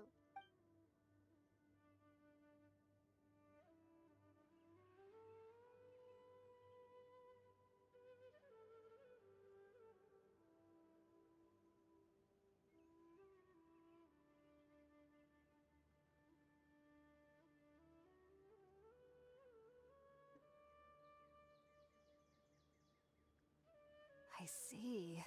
So, you're friends of Tainari. I apologize for all the trouble I've caused you. I'm grateful that you came so quickly to save me. You even brought all this fruit. Well, actually, we didn't bring the fruit. It was already here when we arrived. We were kind of wondering about that, actually. When we found you here, there was all this fruit lying around and even some juice dripping from your lips. How did you end up like this anyway? Oh, really? Yes. I seem to understand now. All the fruit was likely from my, neighbor. Must have come by and saw me like this. Your neighbor? You mean there's someone else living nearby? Oh? So you're able to see them too?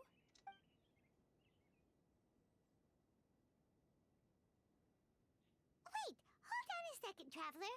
You say that before we arrived, you saw some mysterious creature and suddenly had a strange dream? Isn't that a little too crazy to believe?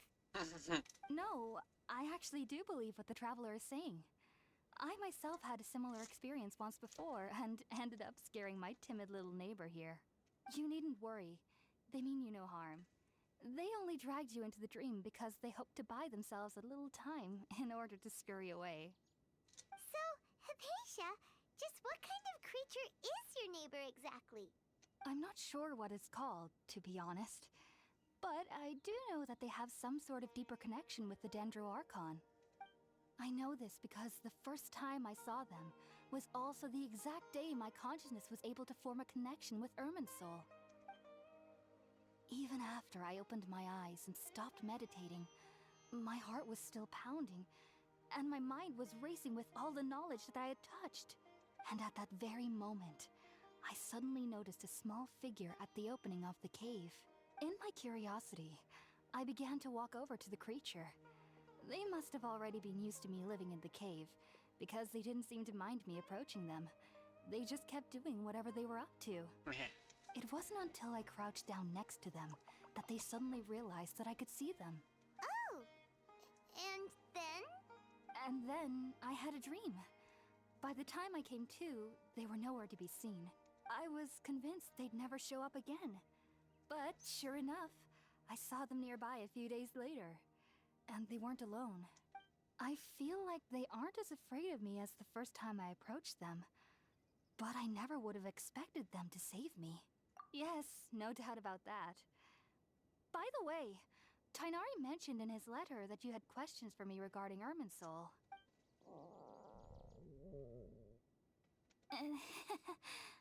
Sorry about that. Sounds like just drinking juice still isn't quite enough for my stomach. Well, if somebody hadn't dropped the food earlier... Anyway, looks like we'll need to prepare something ourselves. Besides, Paimon's getting hungry too. Let's eat first and talk about Irminsul later. Alright, we're up, Traveler. Today's menu will feature sweet madame and a radish veggie soup. You'll love them, Hypatia. They're our specialties after all. Yeah. Sounds good. I've never tried any dishes from other nations before. I certainly look forward to it. It's been so long since I've had a decent meal, too. To be honest, the last time had to be when Tainari came to visit.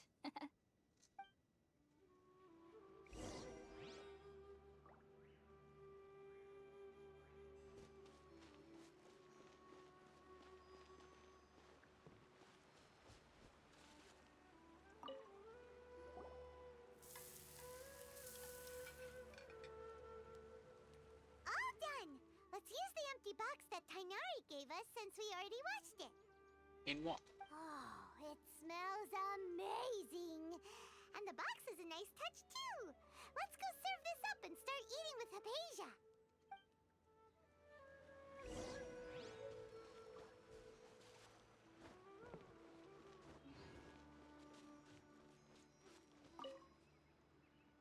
Are you already finished cooking? Mmm, smells delectable. I'm truly thankful whenever I can enjoy a proper meal like this. Cooking really isn't my forte.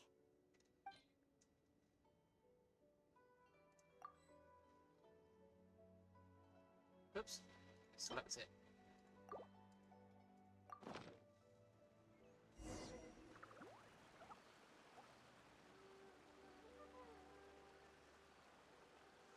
Even though everything you mentioned was in Tainari's letter, it's still hard to believe you were able to connect with Irminsul immediately after smelling Spiritborn eel for the first time.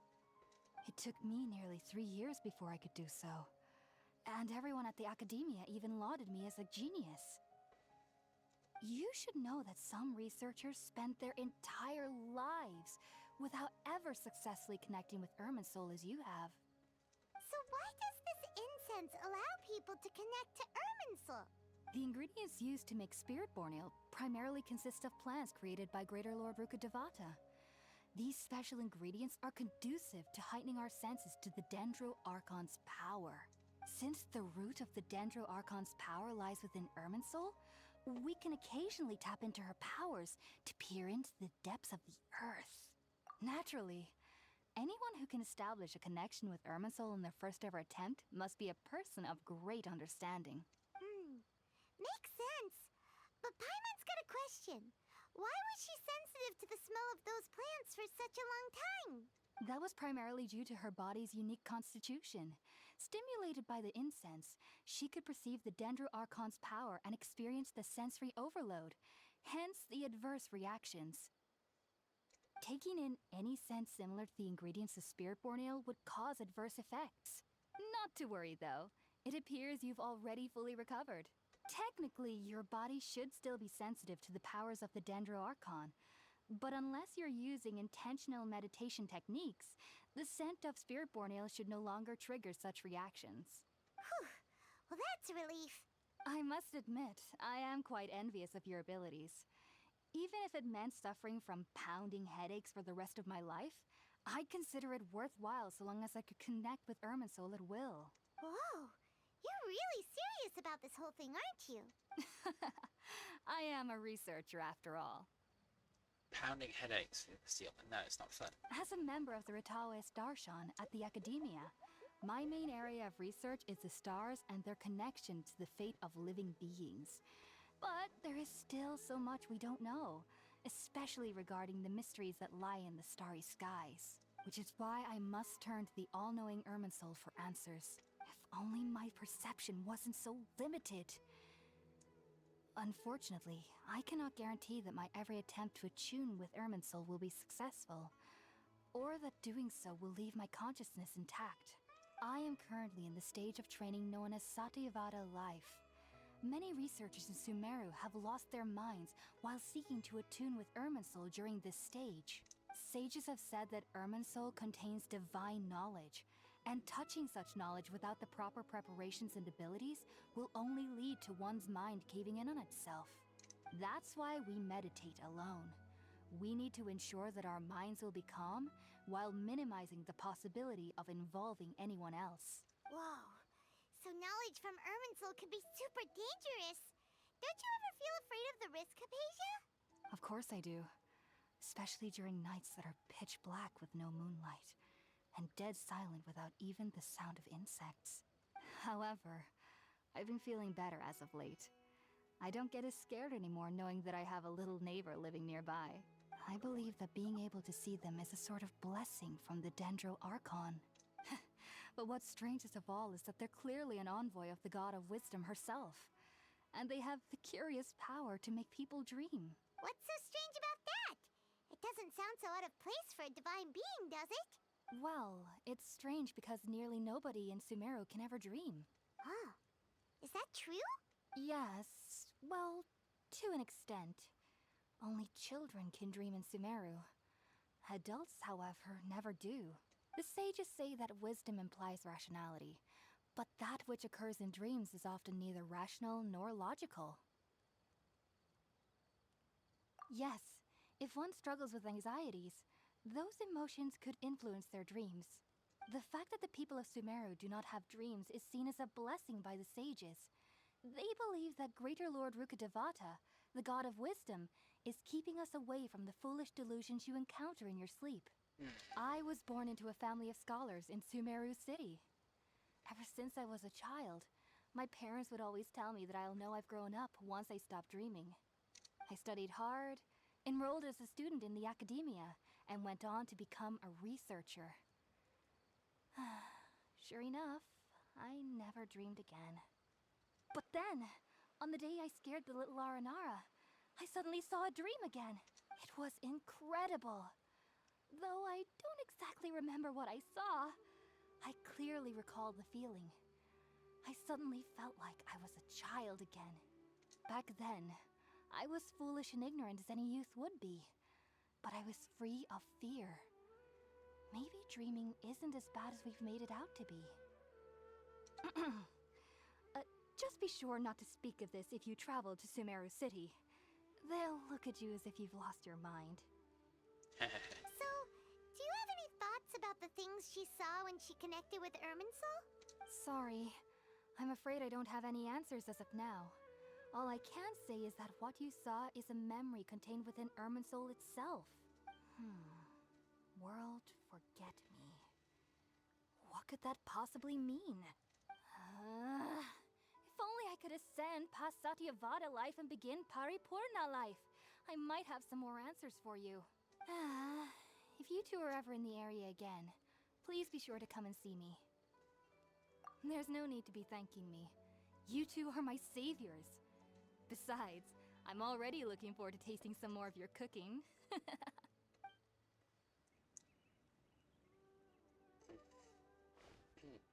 Now that we know Hypatia is alright and had the chance to ask her some questions, Paimon thinks it's about time to head back to Gandharvaville.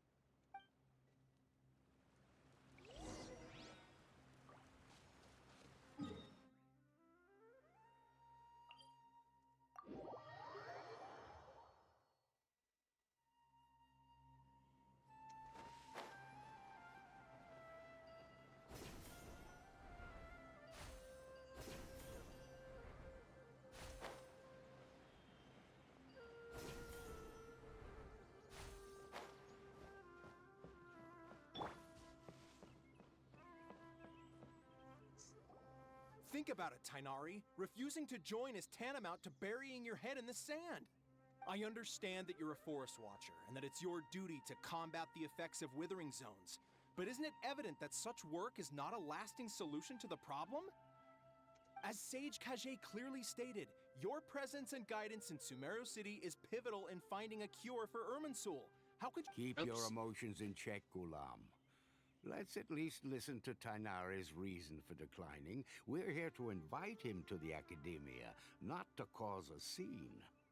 Sage Kage, I am truly honored that you came here in person, but I'm afraid I must still decline your invitation. I am merely a forest watcher. How could the great minds of the Haravatat have any need of someone like me? Well, it turns out that your refusal letter had some implications on your master's reputation. He is a renowned sage of the Immorta, after all. So now I've come here in his stead. I see. Well, I figured that given his temper, he would come here and berate me personally. Tainari, your master is an integral part of this effort, and now he requires your assistance. And what exactly does my master need of me, Sage Kage? You'll know once you've arrived in Sumeru City, that is. And, how long will I be required to stay? There's no definite answer as of now. Do you mean to tell me that despite coming all the way here to Gandharvaville, you still can't answer the questions I laid out in the letter to my master? If that's the case, then I'm afraid I cannot give you a definite answer either. Tainari, but you... So be it. Come, Gulam, we're leaving.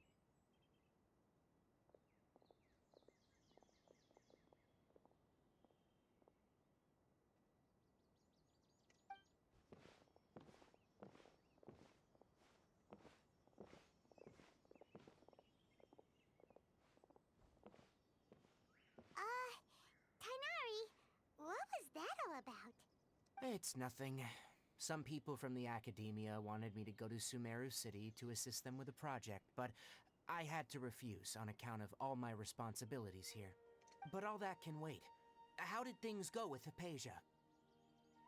It was quite the eventful trip, but the main thing is that she's safe and sound. She answered a bunch of questions for us, too. Very good. Now that the Traveler has made a full recovery, there shouldn't be any reason for you to tarry here longer. I assume you will be heading to Sumeru City, correct? That's right! We want to meet Lesser Lord Kusanali and ask her for advice. Do you have any idea on how we can find her? Sorry, I'm afraid I don't have any advice for you there. Well, do you at least know anyone we can try asking in Sumeru City? Let me think. My trips to Sumeru City have been fairly short, and most of my acquaintances are researchers. Oh, how about this? I'll write you a letter of introduction that you can give to a researcher I know. He's from the Amorta Darshan and is adept at gathering information.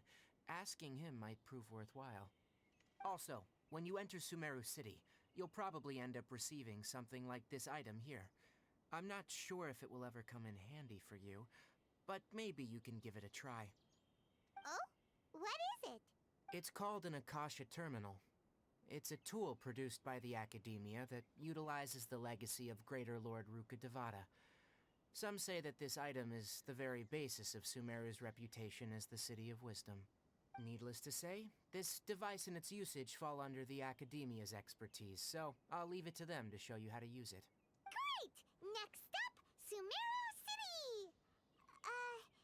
Oh, that's right! Tainari, we have something important to say to Kale before we leave. Is she doing better now? Yes, she's doing much better. After being confined to her bed all this time, I thought a little walk would do her some good. Last I saw her, she was taking the path towards the North Crossing. She knew you two would be leaving soon, so she must have wanted to see you off. Thanks, Tainari. All right, let's go! Farewell, and good luck to you both.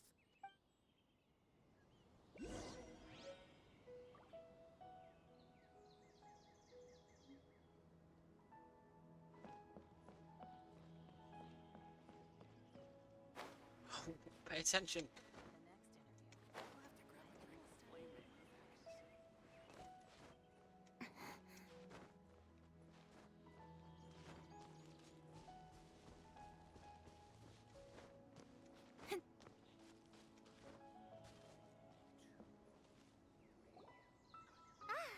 I've been waiting for you two.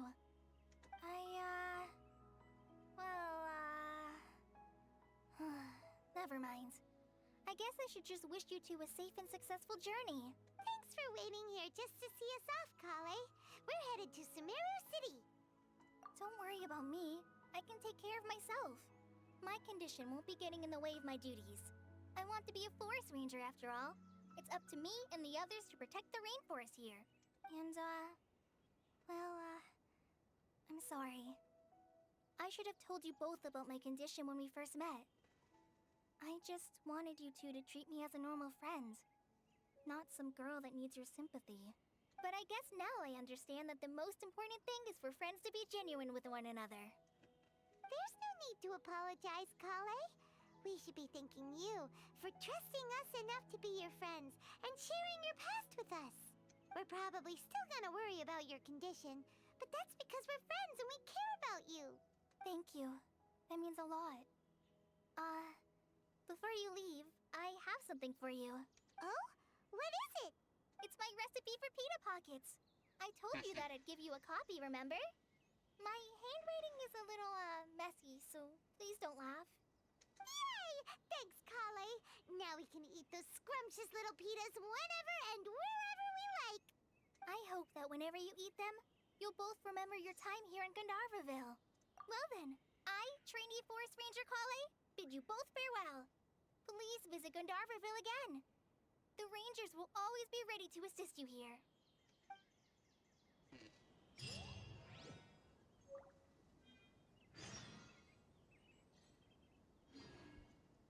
I think with that, I'm going to call it a night.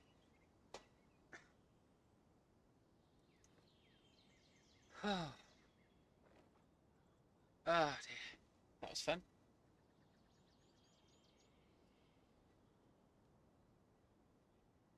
Anyway. Good night. And I'll be back. Maybe tomorrow. Maybe Wednesday. Let's see how I feel tomorrow. Come on, enough procrastinating. Let's No. go. Stop it. I'm going to stop playing. Good night. Meow meow. Meow.